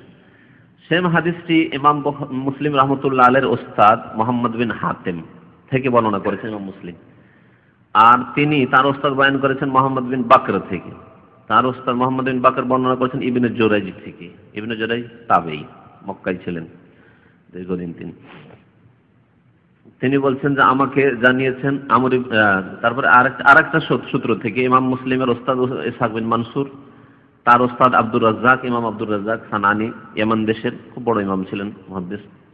তিনি বলছেন ইবনে জুরাইজ বয়ান করেছেন। ইবনে জুরাইজ এসে তাহলে মিলে গেল। ইবনে জুরাইজের ছাত্র দুইজন, একজন আব্দুর রাজ্জাক আর একজন হচ্ছে মুহাম্মদ বিন বকর। তারপরে এই দুইজনে ইবনে জুরাইজ বলছেন আখবারনি আমর ইবনে দিনার, আমাকে আমর ইবনে দিনার বর্ণনা করেছেন, তাবাই। তিনি হাদিস বর্ণনা করেছেন যে আবু মা'বাদ মাওলা ইবনে আব্বাস, আবু মা'বাদ থেকে, আবু মা'বাদ তাবেঈ, আন্না আবা মা'বাদিন মাওলা ইবনে আব্বাস, আব্দুল্লাহ বিন আব্বাস রাদিয়াল্লাহু তাআলা আনহুমা সাহাবী, তার আজাদকৃত গোলাম, স্বাধীন করা গোলাম আবু মা'বাদ তার উপনাম। তিনি আখবারাহু জানিয়েছেন যে আন্না ইবনে আব্বাসিন আখবারাহু, আব্দুল্লাহ বিন আব্বাস রাদিয়াল্লাহু তাআলা আনহুমা তার মনিব তাকে জানিয়েছেন এই হাদিসটি কি আন্না রাফআস সাউতি বিযিকরি হিনা ইয়ানসারিফুন নাসু মিনাল মাকতুবাতি কানা আলা আহাদিন নবী সাল্লাল্লাহু আলাইহি ওয়াসাল্লাম। এখানে কানা আলা আহাদি রাসূলিল্লাহ সাল্লাল্লাহু আলাইহি ওয়াসাল্লাম, এখানে কানা আলা আহাদিন নবী সাল্লাল্লাহু আলাইহি ওয়াসাল্লাম, হাদিস একই, শুধু রাসূল আর নবীর পার্থক্য। কি উচ্চ স্বরে জিকির করা, হিনা ইয়ানসারিফুন নাস মিনাল মাকতুবা, ফরজ নামাজ থেকে সালাম ফিরার সময় মানুষরা যখন সালাম ফিরে তখন কানা আলা আহাদিন নবী সাল্লাল্লাহু আলাইহি ওয়াসাল্লামের জামানায় ছিল, এই আমল ছিল। উচ্চ স্বরে তাহলে সাহাবায়ে কেরামরা কি করতেন?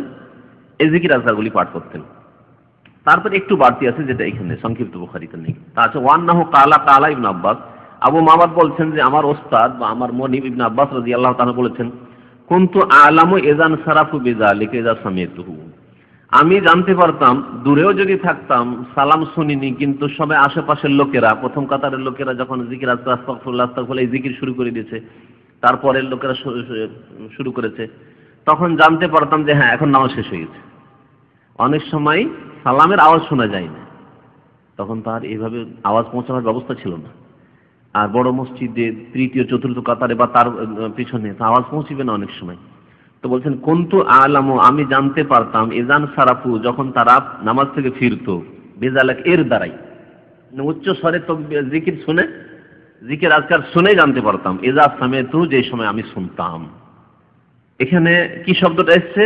রাফুস সাউত বিযিকির, জিকির আজকারগুলি উচ্চ স্বরে পাঠ করার কথা এসছে। তাহলে এই হাদিস এই হাদিসের মুওয়াফিক, একই রকম, ঠিক না?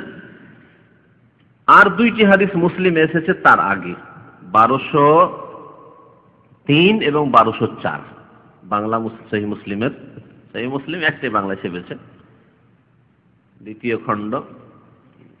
খণ্ড, হাদিস নম্বর কত বললাম? 1203 আর 4, একটা এরা ছাপিয়েছে বাংলাদেশ ইসলামিক সেন্টার, ছাপিয়েছে এখন, এটা ছাপিয়েছে, তাহলে ওটা আমাদের কাছে আসেনি। এটার নম্বর বললাম, ওটার নম্বর হয়তো পার্থক্য হতে পারে, ওটা আবার মাকতুবা শামিলার সাথে ওরা মিলিয়েছে। তৌহিদ প্রেস যে বুখারী ছাপাচ্ছে সেটা মাকতুবা শামিলার সাথে মিলছে, একই রকম সেম নম্বর তারা দিয়েছে। এটা একটা ভালো কাজ করেছে, কেউ যদি সিডিতে কম্পিউটারে দেখতে চায় আরবিতে, তাহলে ওই সেম নম্বরটা গিয়ে কিন্তু বাংলা বুখারীতে পাবে তৌহিদ প্রেসের। অন্যান্য বুখারী যারা ইসলামিক ফাউন্ডেশন ছাপিয়েছে অন্যরা না, নম্বরে এদিক ওদিক আছে। তো এখানে ইমাম মুসলিম রাহমাতুল্লাহ আলাইহির ওস্তাদ জুহাইর বিন হারব, তার ওস্তাদ সুফিয়ান বিন ওয়াইনা, বড় মুহাদ্দিস ছিলেন, তার ওস্তাদ আমর ইবনে দিনার, ওই যে আমর ইবনে দিনারের কথা আছে। তাহলে হাদিস উপরে গিয়ে কিন্তু একই হাদিস কিন্তু একই। তার ওস্তাদ আখবারানি বিযা আবু মা'বাদ, একই হাদিস। আবু মা'বাদ বর্ণনা করছেন, বলছেন যে আমাকে এই হাদিসটি বলেছিলেন আবু মা'বাদ, সুম্মান কারাহু বাদু, তারপরে আবার অস্বীকার করেছেন। আমি এরকম বলি, ভালো করে এই কথাটা বোঝাবার জন্য আমি এই বুখারীর সাথে মুসলিমটা আজকে নিয়ে এসেছি, এবং গত সপ্তাহে এই ছোট্ট একটা হাদিসের দর্শ না শেষ করে ছেড়ে দিয়েছিলাম।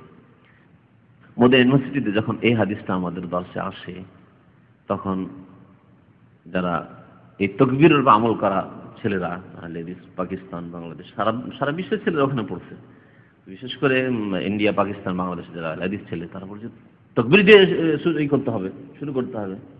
অনেকে বলে উঠল, মানে এখানে তাকবীর আছে।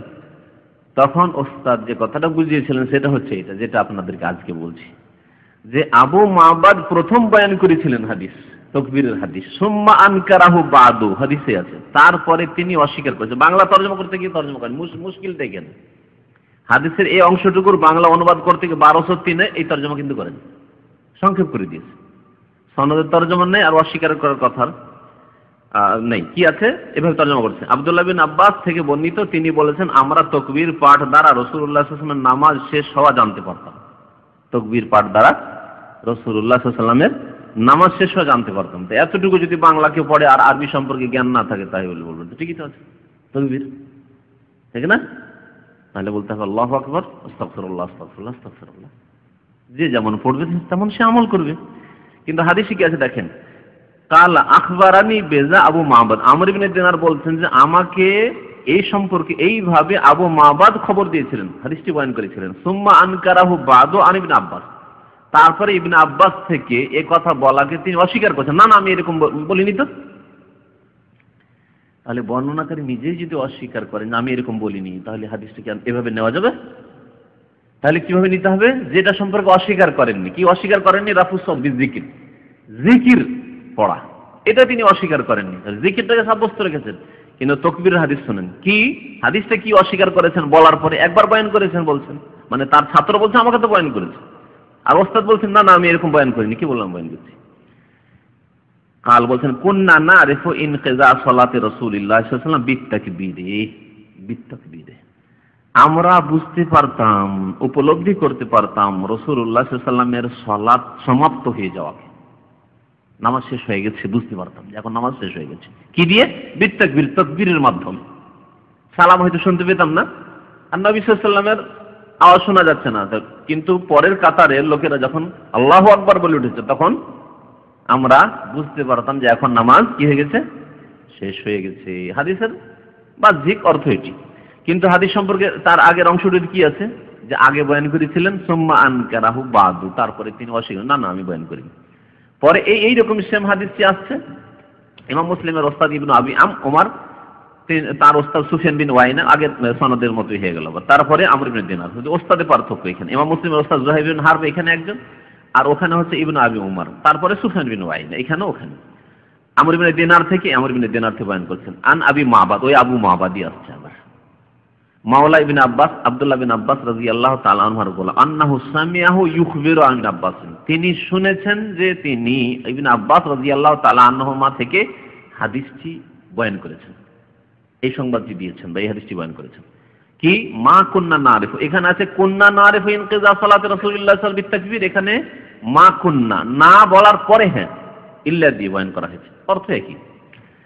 বলছেন মা কুন্না নারিফু ইনকিজা সালাতি রাসূলিল্লাহ সাল্লাল্লাহু আলাইহি ওয়াসাল্লাম, আল্লাহ রাসূল সাল্লাল্লাহু আলাইহি ওয়াসাল্লামের নামাজ সমাপ্ত হওয়া আমরা জানতে পারতাম না ইল্লা বিতাকবীর, তবে তাকবীর হইলে, তাকবীর হইলে আমরা জানতে পারতাম যে নামাজ কি হয়ে গেছে। কে কার তাকবীর? কার তাকবীর? রাসূলুল্লাহ সাল্লাল্লাহু আলাইহি ওয়াসাল্লাম। তাকবীর কেমন? রাসূলুল্লাহ সালামও শুনতে পেতেন, সালাম শুনতে পানি, তাই তো মুক্তাদিরা যারা দ্বিতীয় তৃতীয় কাতার আছে আল্লাহু আকবার বলে উঠেছে, তখন আমরা বুঝতে পারতাম যে নামাজ শেষ হয়ে গেছে। বিশেষ করে ইবনে আব্বাস রাদিয়াল্লাহু তাআলা আনহু যুবক মানুষ, বরং বাচ্চা মানুষ, সেই সময় হয়তো নাবালক অথবা সাবালকে কোন রকম উঠেছে, তাহলে এরকম ছেলে হয়তো পিছনের কাতারের দিকে আছে। বড় বড় সাহাবায়ে কেরাম, প্রবীণ সাহাবায়ে কেরাম রয়েছেন, তারা প্রথম কাতার, দ্বিতীয় কাতার, হয়তো দ্বিতীয় কাতার অথবা তৃতীয় কাতার আছে, সুতরাং সালাম নবী সাল্লাল্লাহু আলাইহি ওয়াসাল্লাম শুনতে পাননি। তখন যখন আশেপাশে শুনেছে তাকবীর আল্লাহু আকবার বা আস্তাগফিরুল্লাহ আস্তাগফিরুল্লাহ, তখন বুঝতে পেরেছেন যে নামাজ শেষ হয়ে গেছে। এই হলো বলার উদ্দেশ্য। এই হাদিসগুলো বোঝার জন্য দেখেন ইবনে আব্বাসের বয়সটাও জানতেন, না হলে মানুষ চিন্তা করবে যে কেমন কথা হলো, ইবনে আব্বাস নবী সাল্লাল্লাহু আলাইহি ওয়াসাল্লাম সালাম শুনতে পান না, তাহলে কি নামাজ ওই পিছনেই পড়েন নাকি? ভাই তার বয়স 12 বছর নয় 13 বছর। তার খালার কাছে মাইমুনা রাদিয়াল্লাহু তাআলা আনহাকে নবী সাল্লাল্লাহু আলাইহি ওয়াসাল্লাম শেষ জামানে বিবাহ করেছেন, সর্বশেষ বিবি মাইমুনা রাদিয়াল্লাহু তাআলা। মাইমুনা রাদিয়াল্লাহু তাআলা আনহা ইবনে আব্বাসের আপন খালা, খালার বাড়িতে মাঝে মাঝে রাত থেকে যেতেন রাসূলুল্লাহ সাল্লাল্লাহু আলাইহি ওয়াসাল্লামের কক্ষে। রাসূলুল্লাহ সাল্লাল্লাহু আলাইহি ওয়াসাল্লাম ওই দিন পালা থাকতো। একদিন নবী সাল্লাল্লাহু আলাইহি ওয়াসাল্লাম মাইমুনার বাড়িতে রাদিয়াল্লাহু তাআলা আনহা তাহাজ্জুদ শুরু করেছেন। ইবনে আব্বাস উঠে, বুখারী শরীফে হাদিস আছে, উঠে বাম দিকে দাঁড়িয়ে নবী সাল্লাল্লাহু আলাইহি ওয়াসাল্লামের সাথে তাহাজ্জুদ পড়া শুরু করেছেন। ছোট ছেলে, জানেও না যে ডান দিকে দাঁড়িয়ে, তাহলে বাম দিকে দাঁড়িয়ে ইমাম।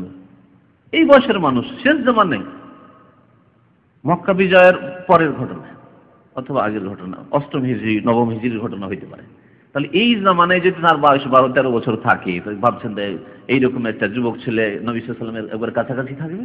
আবু বকর, উমর, আবু হুরায়রা, প্রবীণ সাহাবায়ে কেরাম, বয়স্ক সাহাবায়ে কেরাম কোথায় থাকবেন? তাহলে এই কথা ভাববেন না। মানে অনেকে আবার যারা একটু আমলের দিক দিয়ে দুর্বল, তারা এটাকে তখন অন্যরকম ভাবে নিতে পারে। ইবনে আব্বাস রাদিয়াল্লাহু তাআলা, পরে না ইবনে আব্বাস হলেন, তখন তো বালক ছেলে। ইবনে আব্বাস রাদিয়াল্লাহু তাআলা যদি এত পিছনে নামাজ পড়েন, তো আমার মতো হেলাল যদি দ্বিতীয় জামাতেই পড়ে, তেমন কি হলো না? এরকম নিলে হবে না।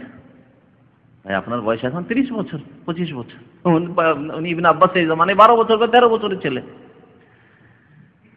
কিন্তু হাদিস যা দেখেছেন তিনি বর্ণনা করেছেন, বলছেন যে মা কুন্না নারিফু ইনকিজা সালাতি রাসূলিল্লাহ সাল্লাল্লাহু আলাইহি ওয়াসাল্লাম ইল্লা বিতাকবীর, আমরা রাসূলুল্লাহ সাল্লাল্লাহু আলাইহি ওয়াসাল্লামের নামাজ শেষ হওয়া, সমাপ্ত হওয়া বুঝতে পারতাম না ইল্লা বিতাকবীর, তবে তাকবীরের মাধ্যমে।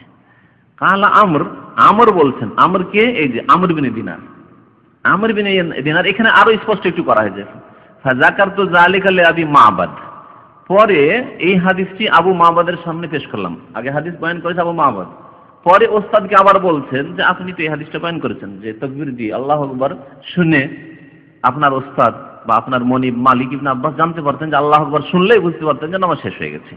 ফানকারাহু, ইনকার করলেন না, অস্বীকার করলেন। দেখলেন ওয়াশির, আমি তো এরকম বলিনি। ওয়াকালা, আরো শুনেন, লাম ওয়াহাদিসকা বিহাযা, আমি এইরকম হাদিস বয়ান করিনি, এরকম হাদিস আমি বয়ানই করিনি। কালা আমর ওয়াকাদ আখবারানি ক্বাবলা, তবে আমর ইবনে দিনারের বিশ্বাস যে না আমাকে এরকম এর আগে বলেছেন। এখন কথা যে কারটা ঠিক, কার স্মৃতিশক্তি ফেল হয়েছে আল্লাহ পাক ভালো জানেন, সম্ভাবনা দুইজনের আছে। আবু মা'বাদ বয়ান করেছেন তারপরে ভুলে গেছেন, এটার যেমন সম্ভাবনা আছে ওস্তাদের ভুল হওয়ার, তেমনি শাগির্দ আমর ইবনে দিনার তার ভুল হওয়ার সম্ভাবনা আছে। যখন এই সন্দেহ হয়ে গেল যে তাকবীর বলা হয়েছে না হয়নি, তাহলে যেই হাদিসে সন্দেহ নেই সেই হাদিসের দিকে ফিরে আসতে হবে কিনা? আর কোনটাতে সন্দেহ নেই? জিকিরে কোনো সন্দেহ নেই, জিকিরে সন্দেহ নেই। এই জন্য সৌদি আরবের উলামায়ে কেরাম তাদের সাথে আমরা বহস করেছি, আপনাদেরকে বলছি, আমাদের ওস্তাদের সাথে, যে তাকবীর হাদিস আছে, জিকিরের হাদিস আছে, দুটো সমানে করে তাকবীরও দিব আর জিকির করব, আমরা করেছি এগুলো এককালে। কিন্তু না, পরে দেখা গেল যে ব্যাপারটা আসলে এরকম, রহস্য এরকম। এই জন্য এখানে আল্লাহু আকবার বলা হয় না, সালাম ফেরার পরে কি করা হয়? জিকির দিয়ে শুরু করা হয়। আর জিকির আল্লাহ পাকের যে কোনো জিকির, আর এখানে কোন জিকির, যে কোনো জিকির চলবে না, কারণ খাস জিকির যেখানে নবী সাল্লাল্লাহু আলাইহি ওয়াসাল্লাম থেকে প্রমাণিত আছে। আলহামদুলিল্লাহ বলাও জিকির, সুবহানাল্লাহ বলাও জিকির, আল্লাহু আকবার বলাও জিকির, লা ইলাহা ইল্লাল্লাহ বলাও জিকির, কিন্তু শুরু করতে হবে কি দিয়ে তা অন্য হাদিসে যেহেতু স্পষ্ট হয়েছে, সালাম ফেরার পরে তিনবার ইস্তিগফার সালাত। অন্য হাদিসে নবী সাল্লাল্লাহু আলাইহি ওয়াসাল্লাম যখন সালাম ফিরতেন কি করতেন? তিনবার ইস্তিগফার করতেন, আস্তাগফিরুল্লাহ আস্তাগফিরুল্লাহ আস্তাগফিরুল্লাহ। তারপরের জিকির আল্লাহুম্মা আনতাস সালাম, আল্লাহ তুমি সালাম, ওয়া মিনকাস সালাম তাবারাকতা ইয়া যাল জালালি ওয়াল ইকরাম। তারপরে কালিমা তাওহীদ, লা ইলাহা ইল্লাল্লাহু ওয়াহদাহু লা শারীকা লাহু, লাহুল মুলকু ওয়া লাহুল হামদু ওয়া হুয়া আলা কুল্লি শাইইন কাদির ইত্যাদি। এইভাবে তো আশা করি বিষয়টি স্পষ্ট, তাই না? তো বললাম তো যে তাদের ইজতিহাদটা এরকম যে তারা বলছেন মুসলিম শরীফ হাদিস আছে, কিন্তু হাদিসটার ব্যাপারটা যে এরকম আসলে এই জন্য কিন্তু তারা ধরে নিয়েছেন যে না আল্লাহু আকবারটা আপন জায়গায় ঠিক আছে, তারা সমন্বয় করেছেন এইভাবে, তাদের ইজতিহাদটা এরকম যে আল্লাহু আকবারও বলবো, আগের হাদিস যেটা 203 আর 1203 আর 1204, এই হাদিসের উপর আমল ঠিক থাকলো, আল্লাহু আকবার বললাম, আর জিকির আজকার উচ্চস্বরে তার সেগুলি পরে করলাম, এইভাবে তা নিয়েছেন। আর জিকিরটা শুরু হবে তাকবীর দিয়ে, এভাবে নিয়েছেন। আর সৌদি আরবের উলামায়ে কেরাম বলছেন যে না, তাকবীর মানে জিকির, তাকবীর না, আসলে জিকির ছিল, জিকিরটাকে বলতে গিয়ে তাকবীরে রূপান্তরিত করে দিয়েছে। কুন্না নারিফু ইনকিজা সালাতি রাসূলিল্লাহ সাল্লাল্লাহু আলাইহি ওয়াসাল্লাম বিযিকরি, জিকিরকে তাকবীর করে দেওয়া হয়েছে। এই জন্য আবু মা'বাদ পরে অস্বীকার করেছেন, না আমি জিকির বলেছি, আমি তো তাকবীর বলিনি। ব্যাপারটা এরকম হয়েছে। যারই ভুল হোক, সাগরিদের ভুল হোক আর উস্তাদের ভুল হোক, হয়তো জিকির একবার তাকবীর বলে দিয়েছেন, পরে খেয়াল করছেন না তাকবীর কেমন করে বলবেন। হয় আমি বক্তব্য করেছি, কারামতের আলোচনা করেছি, মুজিজা বলেছি, কিন্তু আমি খেয়াল করছি না আমি তো কারামত বলছি, আমার ব্রেন কিন্তু কারামত বলছে, কিন্তু জবান ব্রেনের বিপরীত অনেক সময় হয় না, না মনে হয় না, অনেক সময় খেয়াল থাকে না যে আমি কি বলছি। আমি মনে করছি আমার ব্রেনে যে বিষয়বস্তু আছে সেটাই তো বলছি, কিন্তু জবান অন্য দিকে চলে যাচ্ছে, হয় এরকম। এই জন্য এখানকার উলামারা বলছেন যে সহিহ তাকবীর নামাজের মধ্যে আছে, তাকবীর নামাজের বাইরে নেই, সেই জন্য জিকির দিয়ে শুরু করতে হবে, আস্তাগফিরুল্লাহ আস্তাগফিরুল্লাহ আস্তাগফিরুল্লাহ দিয়ে শুরু করতে হবে। বাকি আল্লাহু আ'লাম, যদি কারো ইজতিহাদ এরকম থাকে আর ওই ইজতিহাদ আমল করে তো তার জন্য সেটি। কিন্তু হাদিস সবগুলিকে একসাথে এই জন্য নিয়ে আসলাম যাতে স্পষ্ট হয়ে যায় মশলাটি, যে আসলে তাকবীর মানে জিকির। এখানে তাকবীরকে তাকবীরও যদি নেন তো আল্লাহু আকবার নয়, তাকবীর মানে আল্লাহর মহত্ব বয়ান করা, আর আল্লাহর মহত্ব বয়ান করা মানে জিকির আজকার। যে ব্যক্তি আল্লাহর কাছে ইস্তিগফার করলো সে আল্লাহর মহত্ব বয়ান করলো, আস্তাগফিরুল্লাহ আস্তাগফিরুল্লাহ আস্তাগফিরুল্লাহ, আল্লাহর মহত্ব বয়ান করলো। আল্লাহুম্মা আনতাস সালাম মিনকাস সালাম, আল্লাহর মহত্ব বয়ান করলো। আল্লাহ পাক রব্বুল আলামিনকে সে বড় না মনে করেছে, সবকিছু চাইছে, আল্লাহর কাছে কেন ইস্তিগফার করবে সে? বিদাতি মুশরিক কবর পূজারী, যাতে ধারণা দিচ্ছে কবর মাজারে, কারণ সেই তাদের কাছে বড়। কিন্তু আমাদের কাছে আল্লাহ পাক রব্বুল সবকিছু, আল্লাহু আকবার, আল্লাহ সবচেয়ে বড়, সবকিছু আল্লাহর কাছে পাওয়া যায়, সেজন্য আল্লাহ পাকের কাছে আমরা চাই। এই ছিল আজকের দর্স। আশা করি সংশয় দূর হবে। তবে কারো উপরে বেদাতের হুকুম লাগাবার দরকার নাই, কারো উপরে বেদাতের হুকুম লাগাবার দরকার নাই। কেউ যদি তাকবীর বলে তাদের ইজতিহাদি মাসলা মাসাইলে বিদাত না বলাই উচিত। বিদাত কোন ক্ষেত্রে বলা যাবে? যে ক্ষেত্রে দেখা যায় দলিল নেই অথচ আমল করছে। হ্যাঁ, শবে বরাত কোনো সহি দলিল নেই, সম্মিলিত দোয়া, সম্মিলিত মোনাজাত, যেখানে সম্মিলিত নেই, সম্মিলিত পানি চাওয়াতে আছে, ইস্তিসকার নামাজ আছে। সাল্লাল্লাহু আলাইহি ওয়া মুহাম্মদ ওয়া আলা আলিহি ওয়া সাহবিহি আজমাইন। তারপরে কিতাবুল জুমা আছে, জুমার অধ্যায় আছে, সেজন্য আর এগেলাম না, আগামী সপ্তাহে ইনশাআল্লাহ তাআলা সেই সালামত রাখলে জুমার নামাজ সংক্রান্ত হাদিসগুলি পড়া হবে। বিসমিল্লাহির রহমানির রহিম। আলহামদুলিল্লাহি রাব্বিল আলামিন ওয়াস সালাতু ওয়াস সালামু আলা রাসূলিহিল কারীম ওয়া আলা আলিহি ওয়া সাহবিহি আজমাইন। আম্মা বাদ। ফায়াকুলুল মুআল্লিফ রাহিমাহুল্লাহু তাআলা কিতাবুল জুমআ। কিতাবুল জুমআ এই অধ্যায় হচ্ছে জুমা সম্পর্কে, জুমা সম্পর্কিত হাদিসগুলি এখানে নিয়ে আসা হয়েছে বুখারী শরীফ থেকে সংক্ষেপ করে। 51 নম্বর হাদিস। আন আব্দুল্লাহ বিন উমর রাদিয়াল্লাহু তাআলা আনহুমা ইয়াকুল সামি'তু রাসূলুল্লাহ সাল্লাল্লাহু আলাইহি ওয়াসাল্লাম ইয়াকুল কুল্লুকুম রাঈন ওয়া কুল্লুকুম মাসউলুন আন রাঈয়াতিহি।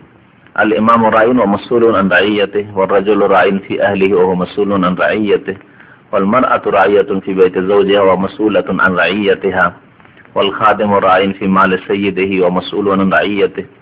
قال وحسبت أن قد قال والرجل راع في مال أبيه ومسؤول عن رعيته وكلكم راع وكلكم مسؤول عن رعيته। আব্দুল্লাহ বিন উমর রাদিয়াল্লাহু তাআলা আনহুমা বর্ণনা করছেন যে আমি আল্লাহ রাসূল সাল্লাল্লাহু আলাইহি ওয়াসাল্লামকে বলতে শুনেছি, আল্লাহ রাসূল সাল্লাল্লাহু আলাইহি ওয়াসাল্লামের কাছ থেকে শুনেছি, ইয়াকুল তিনি ইরশাদ করেছেন কুল্লুকুম রাঈন, তোমাদের প্রত্যেকে রাখাল। রাঈর শাব্দিক অর্থ হচ্ছে রাখাল। আর যদি ভাব অর্থ কেউ করে যে প্রত্যেকে দায়িত্বশীল, চলতে পারে, কিন্তু রাঈনের শাব্দিক অর্থ দায়িত্বশীল না। রাখাল সাধারণত দায়িত্বশীল, তার বকরি সম্পর্কে। গরু রাখালে গরুর দায়িত্বশীল সে, ওকে জিজ্ঞাসা করা হবে, মালিক জিজ্ঞাসা করবে। উটের যদি রাখাল হয় তো উটের দায়িত্বশীল সে। এর মানে হচ্ছে চরানো। তো রাখাল যেহেতু গরু, ছাগল, উট, বকরি চড়ায়, সেজন্য রাখালকে রাঈ বলে। রাঈ ইসিম ফাইল, রাঈয়ুন ছিল, ফাইলুন। কুল্লুকুম রাঈন মানে কুল্লুকুম রাঈয়ুন, ফাইলুন। রা এর আ থেকে ইসিম ফাইল হচ্ছে রাঈয়ুন, ফাইলুন। যে ব্যক্তি চড়ায় সে রাখাল। তোমাদের প্রত্যেকে রাখাল। ওয়া কুল্লুকুম মাসউলুন আন রাঈয়াতিহি, আর তোমাদের প্রত্যেককে জিজ্ঞাসা করা হবে। সাআলা ইয়াসআলু থেকে সাইল ইসিম ফাইল, আর মাসউল হচ্ছে ইসিম মাফউল। মাফউলুন ওজন হচ্ছে মাসউলুন। আনতা মাসউল আজকাল বলছে, মানে তোমাকে এর দায়িত্ব নিতে হবে, হ্যাঁ, তোমাকে এর জিম্মেদারি নিতে হবে। তোমাদের প্রত্যেককে জিজ্ঞাসা করা হবে, কারণ যে দায়িত্বশীল তাকে জিজ্ঞাসা করা হবে, ইনচার্জ। আন রাঈয়াতিহি, তার রাখালি সম্পর্কে, তার দায়িত্ব সম্পর্কে, রাখালি সম্পর্কে জিজ্ঞাসা করা হবে। প্রত্যেককে জিজ্ঞাসা করা হবে, কারণ প্রত্যেকের উপর কিছু না কিছু দায়িত্ব রয়েছে, কিছু না কিছু জিনিসের, ব্যক্তির, বস্তুর দেখাশোনার দায়িত্ব রয়েছে। এই সংক্ষিপ্ত কথাটির ব্যাখ্যা করেছেন রাসূলুল্লাহ সাল্লাল্লাহু আলাইহি ওয়াসাল্লাম। যেমন আল ইমামু রাঈন, ইমাম হচ্ছেন রাখাল। ইমাম হচ্ছেন রাখাল মানে রক্ষক, রক্ষণাবেক্ষণকারী, দায়িত্বশীল। ইমাম মানে কি এখানে? হ্যাঁ, ইমাম মানে ইমামতে উজমা উদ্দেশ্য করা হয়েছে, বৃহৎ ইমামত। ইমামত দুই রকম, ইমামতে কুবরা বা উজমা আর ইমামতে সুগরা। বৃহৎ ইমামত হচ্ছে দেশের খলিফা হওয়া, দেশের রাষ্ট্র অধিনায়ক হওয়া, দেশের দায়িত্বশীল হওয়া। যে দেশে প্রধানমন্ত্রীর হাতে মূল ক্ষমতা, সে প্রধানমন্ত্রী সেখানকার ইমাম। সেই ইমাম দুই প্রকার, সৎ আর অসৎ, সৎ এবং অসৎ। তারপরে আবার মুসলিম আর কাফির। আর মুসলিমের ইমাম মুসলিম হবে, যদিও দেশ হিসাবে দেশের নেতৃত্ব আছে, কিন্তু তার ইমাম হতে পারে না, দেশের শাসক। যেখানে ইমাম বলা হয়েছে মানে মুসলিম শাসক, এবং ইমাম সৎ হইতে পারে, মানে রাষ্ট্রনায়ক সৎ হইতে পারে, আবার অসৎ হইতে পারে, আংশিক অসৎ হইতে পারে, আবার বহু ক্ষেত্রে অসৎ হইতে পারে, বেশিরভাগ ক্ষেত্রে অসৎ হইতে পারে। যা পৃথিবীর অবস্থা বুঝতে পারছেন, আবার শত হতে পারে। রাসূলুল্লাহ সাল্লাল্লাহু আলাইহি ওয়াসাল্লাম বলছেন যে ইমাম হচ্ছে রাখাল। তাহলে ইমাম এটি হচ্ছে বৃহৎ ইমামতি, দেশের মালিক হওয়া, সবচেয়ে বড় মালিক হচ্ছে দেশের যে বড় মালিক, তারপরে তাদের যে নিচে স্তরের যে বিভিন্ন দায়িত্বশীলরা রয়েছে বিভিন্ন স্তরে, তারাও আপন আপন জায়গায় কি ইমাম। ডিসি একটা ডিস্ট্রিক্টের সে রাখাল, রাই, দায়িত্বশীল। চেয়ারম্যান একটা অঞ্চলের দায়িত্বশীল, সে এলাকার রাই, মাসউল আল্লাহ পাকের কাছে, তাকে জিজ্ঞাসা করা হবে তার সম্পর্কে। এর থেকে উপরে মন্ত্রী, মিনিস্টার, বিভিন্ন ডিপার্টমেন্টের, হ্যাঁ, হোম মিনিস্টার, ফরেন মিনিস্টার, এই ডিফেন্স মিনিস্টার, প্রতিরক্ষা মন্ত্রী, তমক মন্ত্রী, খাদ্যমন্ত্রী, তারপরে আপনার ইত্যাদি, প্রত্যেকে তাদের হচ্ছে রাই। এরা হচ্ছে ইমামাতে ওজমাতে বড় যে ইমাম, তার বড় যে খলিফা অথবা নেতা বা রাষ্ট্র অধিনায়ক, তার আন্ডারে তারা আপন আপন ডিপার্টমেন্টের তারা রাখাল দায়িত্বশীল, তাদেরকে এই সব সম্পর্কে জিজ্ঞাসা করা হবে। এর চাইতে নিচে চলে আসেন, তাহলে এটি গ্রাম, গ্রামের যদি কেউ দায়িত্বশীল থাকে, সে দায়িত্বশীল গ্রাম সম্পর্কে, যদি তার কাছে এরকম ক্ষমতা দেওয়ানো থাকে। নাহলে বাড়ির মালিক, নবী সাল্লাল্লাহু আলাইহি ওয়াসাল্লাম তার কথা উল্লেখ করেছেন, বাড়ির মালিক। বাড়ির মালিক আব্বা হন, আব্বা নেই, হয়তো বড় ভাইকে দায়িত্ব দেওয়া আছে এবং তার দায়িত্ব আছে বড় হিসাবে ছোটদের উপর ইত্যাদি। এমনকি বাড়ির গৃহিণী মহিলা, তাকেও দায়িত্বশীল রাখাল বলা হয়েছে। তার দায়িত্ব সম্পর্কে, তার দায়িত্বে বেশ কিছু জিনিস আছে। ছোট ছেলেরা আছে, বড়রাকে যদি কন্ট্রোল নাও করতে পারে, ছোট ছেলেরা আছে, তবে বাড়ির ভিতরে যা কিছু হচ্ছে, পাপ অন্যায় কিছু হচ্ছে, হয়তো স্বামী জানতে পারছে না, কিন্তু এই মহিলা জানছে। এসব সম্পর্কে তাকে জিজ্ঞাসা করা হবে যদি এগুলির সংশোধন না করে। মেয়ে খারাপ হয়ে যাচ্ছে, ছেলে খারাপ হয়ে যাচ্ছে, বাবার খবর নেই, বাবা বাইরে ব্যবসা বাণিজ্য করে, বিদেশে চাকরি করে, কিন্তু মাকে খবর আছে। সে যদি সংশোধনের চেষ্টা না করে, এগুলি ধামাচাপা দেয়, ঢেকে রাখে, জবাব দেয় ফিরতে আল্লাহ পাক রব্বুল আলামিনের দরবারে। অথবা ধন সম্পদের ক্ষেত্রে বেঈমানি, আত্মসাৎ করে, তসুরপাত করে, প্রয়োজনের বেশি নষ্ট করে, যেমন অনেক মহিলারা আছে, স্বামী টাকা পাঠাইতে আছে, ওর খরচের শেষ নেই, ওর বোনকে পুষছে, ওর বোনের বাড়ি উপহার আর উপঢৌকন, মায়ের বাড়ি, ভাইয়ের বাড়ি। এমনও মহিলারা আছে যে আপনার ভাই গেলে, আপনার বোন গেলে খোঁজ খবর নেবেন, কিন্তু ওর বোন, ওর ভাই, ওর ভাবি, সব ওগুলো পুষছে, বেঁধে বেঁধে দিয়ে পাঠাচ্ছে, খেয়ানত। এই সমস্ত ব্যক্তিদেরকে আল্লাহ পাক জিজ্ঞাসা করবেন। এই হচ্ছে এই হাদিসের বিষয়বস্তু, উপর মহল থেকে নিচু মহল পর্যন্ত। আর এক ইমামতি, যেটি হচ্ছে মসজিদের ইমামতি, ইমামতি সুগরা, যদি এর ফজিলত আল্লাহ পাকের কাছে অনেক ইমামতির, কিন্তু যেহেতু এই ইমামতির প্রভাব সমাজের উপর নেই, দেশের উপর নেই, মানুষের সংশোধন করার উপর নেই, মানুষের কন্ট্রোলের ক্ষেত্রে নেই, শুধু মসজিদ পর্যন্ত, নামাজ পর্যন্ত, নামাজের শুরু থেকে শেষ পর্যন্ত, এখানেও সে অবশ্যই দায়িত্বশীল। তাকে তার এই দায়িত্ব সম্পর্কে জিজ্ঞাসা, যথা সময়ে নামাজ কায়েম হচ্ছে কিনা, ঠিকভাবে নামাজ পড়া হচ্ছে কিনা, সুন্নতি তরিকায় নামাজ পড়ছে কিনা, পড়াচ্ছে কিনা, মুক্তাদিদের খেয়াল রাখছে কিনা। ওহু মাসউলুন আন রাইয়াতিহি। আল ইমামুর রাইন, নবী করিম সাল্লাল্লাহু আলাইহি ওয়াসাল্লাম ইরশাদ করেছেন, আল ইমামুর রাইন, শাসক বা রাষ্ট্র অধিনায়ক হচ্ছে রাখাল, দায়িত্বশীল। ও মাসউলুন আন রাইয়াতিহি, তাকে জিজ্ঞাসা করা হবে তার রাখালি সম্পর্কে, দায়িত্ব সম্পর্কে। ওয়ার রাজুলু রাইন ফি আহলিহি, আর পুরুষ ব্যক্তি রাখাল তার পরিবারের মাঝে, তার স্ত্রীর মালিক, ছেলেদের মালিক, মেয়েদের মালিক, তাদের মালিক, এদের মালিক। ওয়া হুয়া মাসউলুন আন রাইয়াতিহি, তাকে জিজ্ঞাসা করা হবে আন রাইয়াতিহি, তার রাখালি সম্পর্কে, তার দায়িত্ব সম্পর্কে। ওয়াল মারআতু রাইয়াতুন ফি বাইতি যাওজিহা, আর মহিলা রাখাল দায়িত্বশীল তার স্বামীর বাড়ি সম্পর্কে, তার বাড়ির প্রত্যেকটি বস্তু সম্পর্কে, এবং যেগুলি তার কন্ট্রোলে যে ব্যক্তিগুলি সেগুলি সম্পর্কে।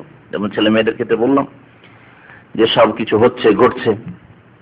ওয়া মাসউলুন আন রাইয়াতিহা, তার এই রাখালি সম্পর্কে, ওয়া মাসউলাতুন আন রাইয়াতিহা, তাকেও জিজ্ঞাসা করা হবে তার রাখালি সম্পর্কে। অনেক বাড়িতে অঘটন ঘটছে, মেয়ে বেরিয়ে পালিয়ে গিয়ে কোর্ট ম্যারেজ করছে, লাভ ম্যারেজ করছে, বাবাকে খবর নেই কিন্তু মাকে খবর আছে।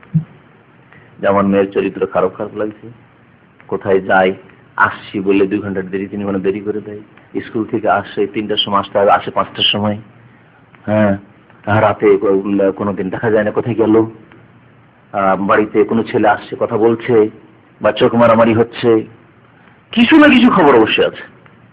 এগুলিকে সামলাবার চেষ্টা করে না, এগুলি সংশোধনের চেষ্টা করে না। যখন এতদূর পৌঁছে যায় আর ধরে রাখা যাবে না এই মেয়েকে, তখন আউট হয়ে যায়, তখন বাড়ি থেকে পলাতক হয়ে যায়। পরে তখন হায় আফসোস করে আর সংশোধনের কথা চিন্তা করে, ধরে নিয়ে আসো ওই ছেলেকে, যেখানে পাও যেইভাবে ওকে উদ্ধার করে নিয়ে আসো মেয়েকে। তোমরা শয়তান, তোমরা এই সুযোগ করে দিয়েছো, তোমরাই খারাপ করেছো মেয়েটিকে। তো বিশেষ করে মহিলাদের গুরু দায়িত্ব রয়েছে ছেলে মেয়েদের সম্পর্কে, তাদের আখলাক চরিত্র সম্পর্কে, তাদের লালন পালন সম্পর্কে, তাদের তরবিয়ত সম্পর্কে।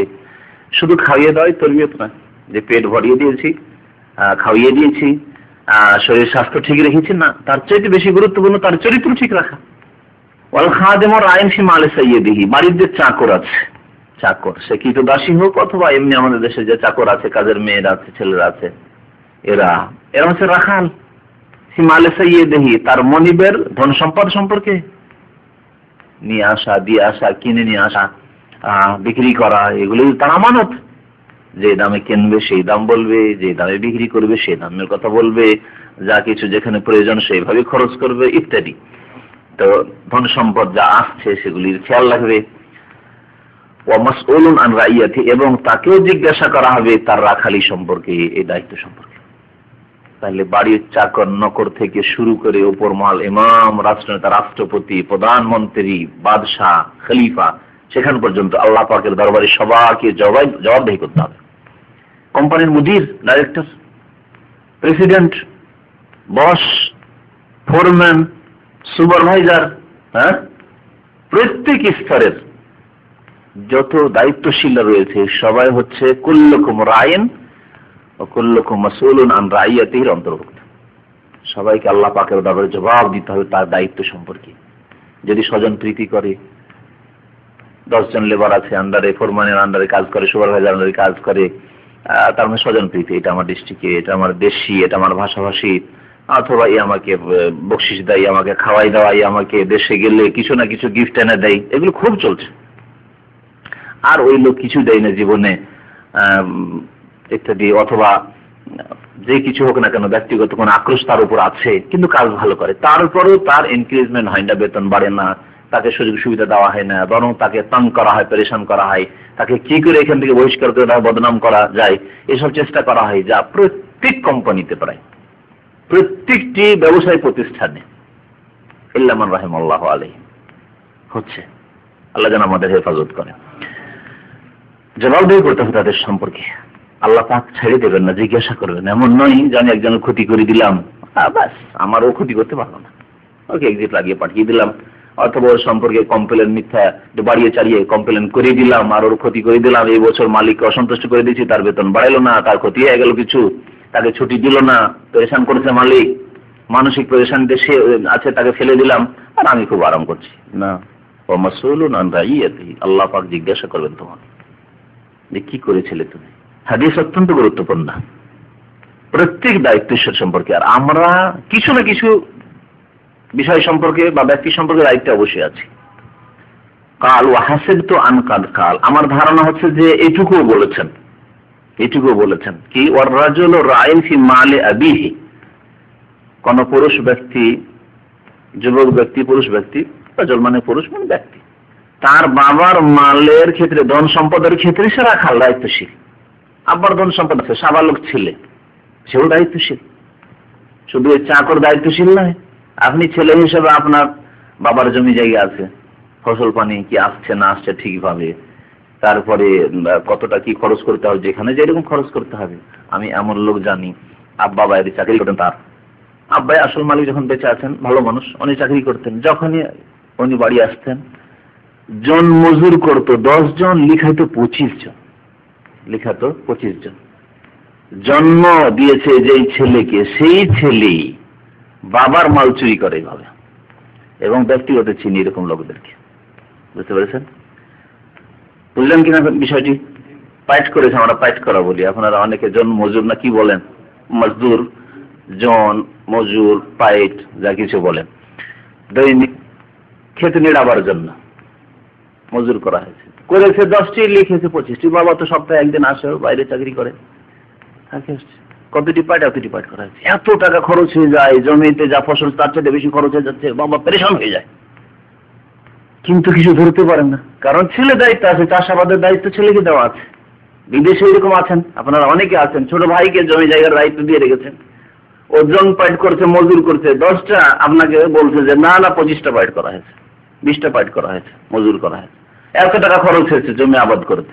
টাকা পাঠিয়ে পেরেশান হয়ে যাচ্ছেন, 10 মণ ধান আসলে খরচ হলো 15 মণের, নাহলে কমের পক্ষে 10 মণের বেশি খরচ হয়ে গেছে। হচ্ছে এরকম অবস্থা।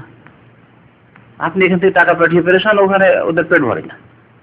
মাসউলুন আন রাইয়াতি, এই রাখালি সম্পর্কে আল্লাহ পাক জিজ্ঞাসা করবেন। আমি সেই ব্যক্তিকে চিনি, বাবা ইন্তেকাল করেছে, ওই ছেলে এখনো বেঁচে আছে, এত চুরি করার পরেও আর্থিক দিক থেকে সবচেয়ে বেশি অভাবী ভাইদের মধ্যে। যে চুরি করেছে সে বেশি অভাবী, এ হচ্ছে বরকত হারিয়ে যাওয়া হারাম মালের। আমার চোখের সামনে ওই ব্যক্তির ইতিহাস আছে, এখনো বেঁচে আছে। আর এরকম বহু লোক সমাজে আছে। সুতরাং এরকম কাজ করবেন, বেঈমানি আত্মসাৎ করবেন না, রাখালিতে খেয়ানত করবেন। আল্লাহ পাক যে দায়িত্ব দিয়েছেন যথাযথভাবে পালন করবেন আমানতের সাথে। ইন্নাল্লাহি আমরুকুম আন তুআদ্দুল আমানাতি ইলা আহলিহা, আল্লাহ পাক আদেশ করছেন যে তোমরা তোমাদের আমানতগুলিকে যার আমানত তার কাছে ঠিকভাবে পৌঁছে দাও। আমানত এমনকি আপনাকে প্রতিনিধি করে কোম্পানি পাঠাচ্ছে কোনো কিছু কেনার জন্য, আর এই খাবার কেনার জন্য পাঠাচ্ছে। আমি কিং খালেদ রোডে একটা এসএফসির দোকান আছে, একদিন গিয়েছি, ইসলামিক সেন্টারে কয়েকটা মেহমান ছিল, এসএফসির কটা ওই কেনার জন্য, খাবার পার্সেল কেনার জন্য। তা আমাকে কাউন্টারে জিজ্ঞাসা করছে, নেপালি অথবা ফিলিপাইনে, জিজ্ঞাসা করছে ফাতুরাতে কয়জন লিখবো, না কয়টা পার্সেল লিখবো। আশ্চর্য, কয়টা লিখবো মানে কয়টা নিলাম, যে কয়টা নিলাম তাই লিখো। বলছে লা কাসির নাফার ফি কালাম উক্তু কি যা, কাসির নাফার অল্প স্বল্প না, বেশিরভাগ। বলছে বেশিরভাগ আমাদের বেশি লিখতে হয়। কেনে 5 পার্সেল লিখায়, 7 পার্সেল, 8 পার্সেল, 10 পার্সেল, বাকিটা পকেটে। মাসউলুন আন রাইয়াতি, আল্লাহ পাকের কাছে জবাবদিহি করতে হবে। এই চেতনা যদি আমাদের থাকতো আর এই ঈমান থাকতো জবাবদিহি, তাহলে আমাদের দ্বারা হারাম খাওয়া হতো না, কারো খেয়ানত হতো না, কারো কেউ ক্ষতি করতো না, কারো কোনো ক্ষতি করতো না। আমি এই লোকটির চাকরি ক্ষতি করবো, এই লোকটির বেতন বাড়িয়ে দেবো, এই লোকটিকে পরেশান করবো মালিকের কাছে, কফিলের কাছে ইত্যাদি। আমাকে তো আল্লাহর কাছে জবাবদিহি করতে হবে। আল্লাহ পাক যদি আমাকে ক্ষতি দিয়ে ফেলে, কে আমাকে রক্ষা করবে? এই চেতনা কি আমাদের আছে? অধিকাংশ লোকের নেই, যার ফলে আজকে অশান্তি বিরাজ করছে মানুষ সমাজে। মুসলিমরা বিশেষ করে যদি ইসলামকে এভাবে মজবুত করে ধারণ করতো, নবী করিম সাল্লাল্লাহু আলাইহি ওয়াসাল্লামের এই হাদিসের উপর আমল করতো, তাহলে মুসলিমদের মাঝে শান্তি পুরোপুরি বিরাজ করত। অশান্তির কারণ হচ্ছে আমানতে খেয়ানত। অত্যন্ত ভালো চরিত্র হচ্ছে আমানতের খেয়াল রাখা, আর আমানতের বিপরীত হচ্ছে খেয়ানত, বিশ্বাসঘাতকতা, জি আত্মসাৎ হচ্ছে খেয়ানত। তো কি বলেছেন, তাহলে ছেলেও বাবার ধন সম্পদ সম্পর্কে কি সে রাখাল, দায়িত্বশীল। ও মাসউলুন আন রাইয়াতি, তার এই রাখালি দায়িত্ব সম্পর্কে জিজ্ঞাসা করবে আল্লাহ পাক রব্বুল আলামিন। ওয়া কুল্লুকুম রাইন, এবং প্রত্যেকে, তারপর আবার শেষখানে ওই কায়দা নীতিমালা শরীয়তের, এই নীতিমালার তাফসীর তখন বয়ান করা হলো। ওয়া কুল্লুকুম, এবং জেনে রাখো প্রত্যেকে তোমাদের দায়িত্বশীল। ওয়া কুল্লুকুম, এবং প্রত্যেককে তোমাদের জিজ্ঞাসা করা হবে আন রাইয়াতি, তার দায়িত্ব সম্পর্কে, তার রাখালি সম্পর্কে। বিবাহের সাথে যদি একটা লাগে, আর বৃদ্ধ বাবা বড় ভাইকে বা যে শিক্ষিত তাদের মধ্যে আমাদের সমাজে, ওকে দায়িত্ব দিয়ে দিচ্ছে, খরচ খরচার দায়িত্ব দিয়ে দিচ্ছে। কত খরচ হলো বাবা? খরচ হয়েছে 1 লাখ টাকা, লিখিয়ে দিল 1.5 লাখ টাকা। এখান থেকে হিসাব সামলে রাখা যাবে না, যা বলবে তাই বিশ্বাস করতে হবে। কারণ এই খাওয়া দাওয়া, অলংকার, গয়না, বিবাহ শাদী, শুরু থেকে শেষ পর্যন্ত কাপড় চোপড়, কত রকমের খরচ, কত আর হিসাব নেওয়া যাবে? যা বিশ্বাস তোর উপর। খরচ হলো 1 লাখ, বললো 1.5 লাখ। জমি কেনার ক্ষেত্রে আজকাল দালালরা এরকম করছে। আপনজন কাছের লোক জমি কেনার দায়িত্ব, বিদেশে থাকা জমি কেনার দায়িত্ব দিয়েছেন, জমি কিনলো যে রেটে, তারপর প্রত্যেক কাঠাতে প্রত্যেক শতাংশ দিল বাড়িয়ে। খেয়ানত এরকম। ওহো মাসউলুন আন রাইয়াতি, আপনি যখন তার পক্ষে ওকিল, যেইভাবে কিনেছেন, যেই রেটে কিনেছেন সেটাই বলতে হবে। হ্যাঁ, আপনি নিজের পয়সা দিয়ে যদি ব্যবসা করতেন, কিনতেন, আর বলতেন যে আমি এত টাকা তোমার কাছে বিক্রি করো, সেটা আলাদা কথা। কিন্তু আপনি একজন ওকিল হিসেবে কাজ করছেন, যেই রেটে যেভাবে কিনছেন সেভাবে বলতে হবে, না হলে খেয়ানত। এটিও আপনার রাখালি, আপনাকে রাখাল করে ওখানে রাখা আছে, জমি কেনার জন্য আপনার দায়িত্ব আছে। ঠিক আছে ভাই, আমার এহসান করেন। সেই এহসান করার পরে সে যদি আপনার এই এহসানের বদলা দুনিয়াতে কিছু দেয়, আর না হলে আপনি নেকির উদ্দেশ্যে করুন।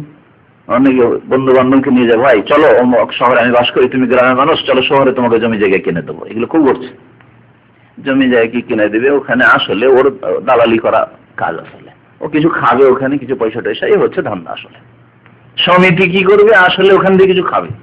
এমন লোক জেদ্দায় সমিতি করেছে, জেদ্দার ঘটনা বলছি, সমিতির নামে অনেক টাকা উঠিয়েছে, টাকা ওঠানোর পরে বলছে যে এই করবো সেই করবো, সব একসাথে আমরা জমি কিনবো আর সব আমরা সহি আকীদার লোকের এক জায়গায় হবো। আর শেষে করেছে কি, নিজে একটা ব্যবসা ওখানে খুলে দিয়েছে, ওই ব্যবসাতে পুরো টাকা ইনভেস্ট করে দিয়েছে। দিচ্ছি দেবো না আমার কথা নেই, দিচ্ছি, কারণ সহি আকীদা, কিন্তু চরিত্র এখন সহি হয়নি। দিচ্ছি করে নিজের কাজ ওদিকে চালিয়ে নিয়েছে, অপরের কাঁধের ওপরে অপরের টাকা নিয়ে ওপরে সিঁড়ি বানিয়ে উঠে গেছে। নিজের ব্যবসাটা এত টাকাতে একা জমানো যেত না, ওদিকে ব্যবসা ঠিকঠাক করে নিয়েছে, ধীরে ধীরে কিস্তির মতো দিচ্ছে, সমিতির যারা অংশীদার তাদেরকে দিচ্ছে। এইরকম খেয়ানত অনেকেই করছে। খেয়ানতের শেষ নেই। আমানত কুল্লুকুম রাইন, সমিতির আপনাকে মুদির বানানো হয়েছে, মালিক বানানো হয়েছে, ভাই আপনার কাছে টাকা পয়সা আমানত রাখা, আমানত। যদি খরচ করতে হয় বলে, ভাই আপনাদের টাকা আমি খরচ করতে পারবো, কতদিনের জন্য খরচ করতে পারবো, কতদিন আপনারা নিয়ে যান বলে কই করতে হবে, আর ভিতরে খরচ করে দিলাম।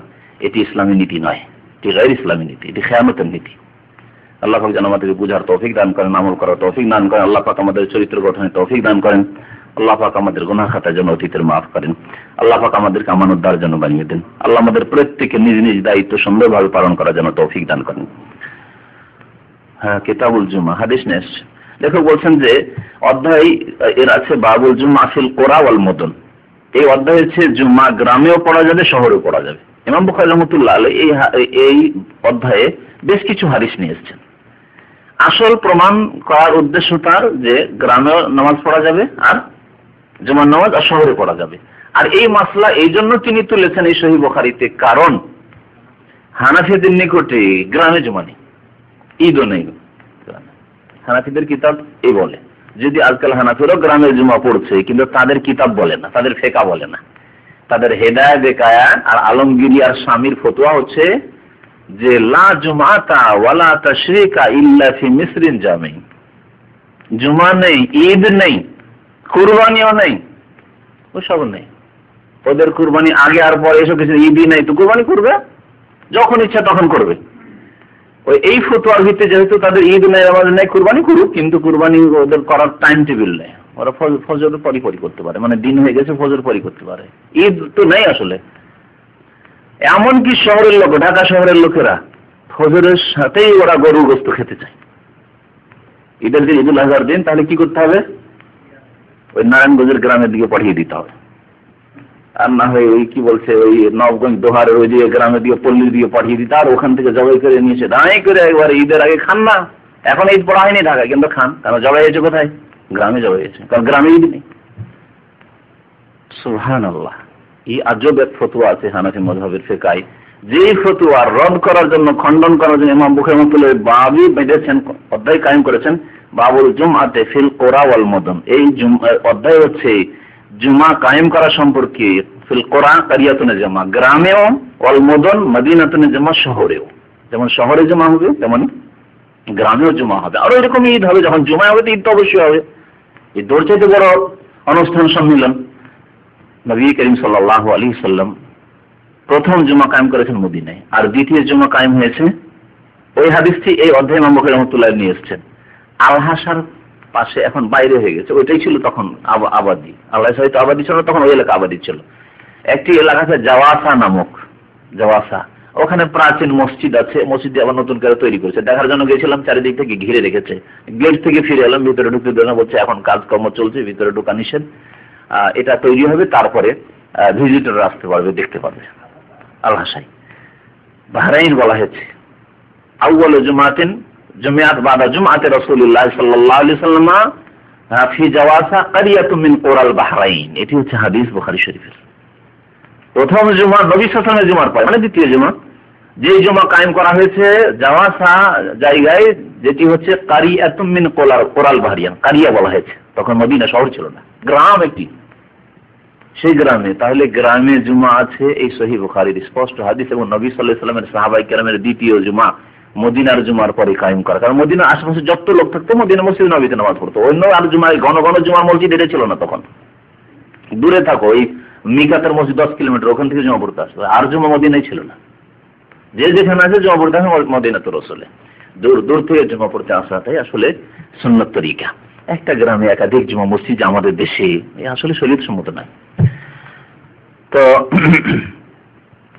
সহিহ হাদিস প্রমাণ করে যে গ্রামে জুমাও আছে আর গ্রামে ঈদও আছে। হানাফি মাযহাবে বলা হয়েছে শহর, আবার শহর কেমন হতে হবে? মিসর বলা হয়েছে। মিসর এমন শহরকে বলা হয়, ওর সংজ্ঞা বলা হয়েছে যেই শহরে ইসলামিক আদালত থাকবে, ইসলামী আইনের বাস্তবায়ন হবে, চোরের হাত কাটা হবে, কেসাস কায়েম হবে। তাহলে গোটা বাংলাদেশে হানাফিরা জুমাও করতে পারবে না আর ঈদও করতে পারবে না, গোটা ভারতেও পারবে না। আর ভারতে নেই, ভারতে না হানাফিদের ঈদ আছে না জুমা আছে, কিছুই নেই। কারণ হচ্ছে যে ধর্মনিরপেক্ষ রাষ্ট্র ভারত, সেকুলার রাষ্ট্র ঘোষিত। এমনকি পাকিস্তানে, যদিও নাম হচ্ছে পাকিস্তানি, কিন্তু সেখানে ইসলাম যেহেতু ইসলামী আইনের বাস্তবায়ন নেই, সুতরাং সেখানে কোনো জায়গায়, এমনকি শহরে করাচিতে, ইসলামাবাদে, সেখানেও হানাফি মাযহাবের আলোকে জুমা ঈদ নেই। তাদের যে মিসরের সংজ্ঞা, মানে শহর হইতে হবে যেখানে ইসলামী আইন নাফিজ হইতে হবে। সৌদি আরব ছাড়া তাহলে আর পৃথিবীতে জুমা আর ঈদ নেই।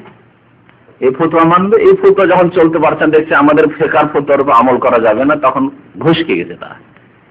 ফেকার ফতোয়া থেকে, হেদায়ের বেগায়ের ফতোয়া থেকে হানাফিরা নিজেরা ঘুষকে গেছেন, না এটা পারা যাবে না। কারণ আজকাল যখন মুসলিমরা দিন দুনিয়াকে আলাদা করে দিয়েছে আর রাষ্ট্র থেকে ইসলামী আইনকে সরিয়ে দিয়েছে, তাহলে আর পারা যাবে না। এখন সব জায়গায় জুমা করতে হবে। আর তারপর গ্রাম অঞ্চলে যথেষ্ট লোক বাস করছে, সুতরাং আর ওই ফতোয়া, আগের ফতোয়ার উপর আমল করা যাবে না। ইমাম সাহেবের, ইমামের শাগিরদের ওই ফতোয়ার উপর আমল করা যাবে না। ফতোয়াকে তারা নিজেরাই ক্যান্সেল করে দিচ্ছে। এখানে যদি তকলিফ ছাড়তে পারেন, তাহলে রফেজানের ক্ষেত্রে কেন তকলিফ ছাড়বেন না? সূরা ফাতিহা পড়ার ক্ষেত্রে কেন তকলিফ? ওটাও ছেড়ে দেন, ওটাও হাদিসের খেলাফ, সুতরাং এটাও ছেড়ে দেন। আমি যদি বলার ক্ষেত্রে কেন তকলিফ ছাড়বেন না? ওটাও যেহেতু শরীয়ত হাদিসের খেলাফ তোমাদের ইমাম সাহেব বা তোমাদের মাযহাবের ফতোয়া, সুতরাং ওটা ছেড়ে দাও, দিয়ে হয়ে যাও। ওই রকমই যেমন এখানে হয়েছে। আল্লাহ যদি এইরকম তাদেরকে মানে বুঝার তৌফিক দিত, তাহলে তারা হেদায়েত হয়ে যেত এবং কোরআন সুন্নাহর অনুসারী হয়ে যেত। আল্লাহ পাক তাদেরকে যেন হেদায়েত দান করে। তো এই হাদিস কেন নিয়ে আসা হয়েছে, হাদিসটা বিস্তারিত বাকি হাদিসগুলি দেখলে আরো স্পষ্ট হবে। তবে আমার মনে হয় বলতে চাইছি যে গ্রামে হোক আর শহরে হোক যে জুমা কায়েম হবে, আর এই জুমার সম্পর্কে সেখানকার যে দায়িত্বশীল আছে, সে সেখানকার দায়িত্বশীল, সেখানে জুমা কায়েম করতে হবে। যদি জুমা কায়েম না করে, মাসউলুন রাইয়াত, তারা খালি সম্পর্কে জবাব দিতে হবে। তোমার গ্রামে এত লোক ছিল আর তুমি এদের মালিক ছিলে, কেন সেখানে জুমা কায়েম করনি? তো এই উদ্দেশ্যে ইমাম বুখারীর মতো কতগুলো হাদিস আছে, একবারে সূক্ষ্ম সম্পর্ক, সূক্ষ্ম সম্পর্ক। একে বলা হয় ফিকহ, মানে অত্যন্ত গভীরতার সাথে বোঝার চেষ্টা করা। হাদিস কোথাকার, কিন্তু হাদিসকে ওখানে সূক্ষ্ম সম্পর্কের মাধ্যমে ফিট করা যাবে। আপনি আপনার গ্রামের যদি প্রভাবশালী মানুষ হন, আপনি চেয়ারম্যান, অথবা আপনি আমাদের দেশে মাতাব্বর থাকে, মন্ডল মাতাব্বর, আমাদের দেশে মন্ডল বলে, কোন কোন এলাকায় বলে মাতাব্বরকে বিক্রি করে মাতবর বলে। মাতবর আসলে কিছু না, মাতাব্বর। তো এরা হলো দায়িত্বশীল, যারা বিচার সালিশ একেবারে জানতে এলিয়া বসবে, যার যেরকম ইচ্ছা বিচার করে, নাই অন্যায় বিচার করতে পারবে। জুমা কায়েম করতে হবে না তো? তারপরে যারা জুমা পড়েন, নামাজ পড়েন, তাদের বিচার করতে হবে না, তাদের শাসন করতে হবে না, এগুলি করতে হবে মুসলমানরা ইয়াতে। তো এই উদ্দেশ্যে হয়তো এই হাদিস নিয়ে আসা হয়েছে। আল্লাহু আ'লাম। ওয়া সাল্লাল্লাহু আলা নবিয়িনা মুহাম্মদ ওয়া আলা আলিহি ওয়া সাহবিহি।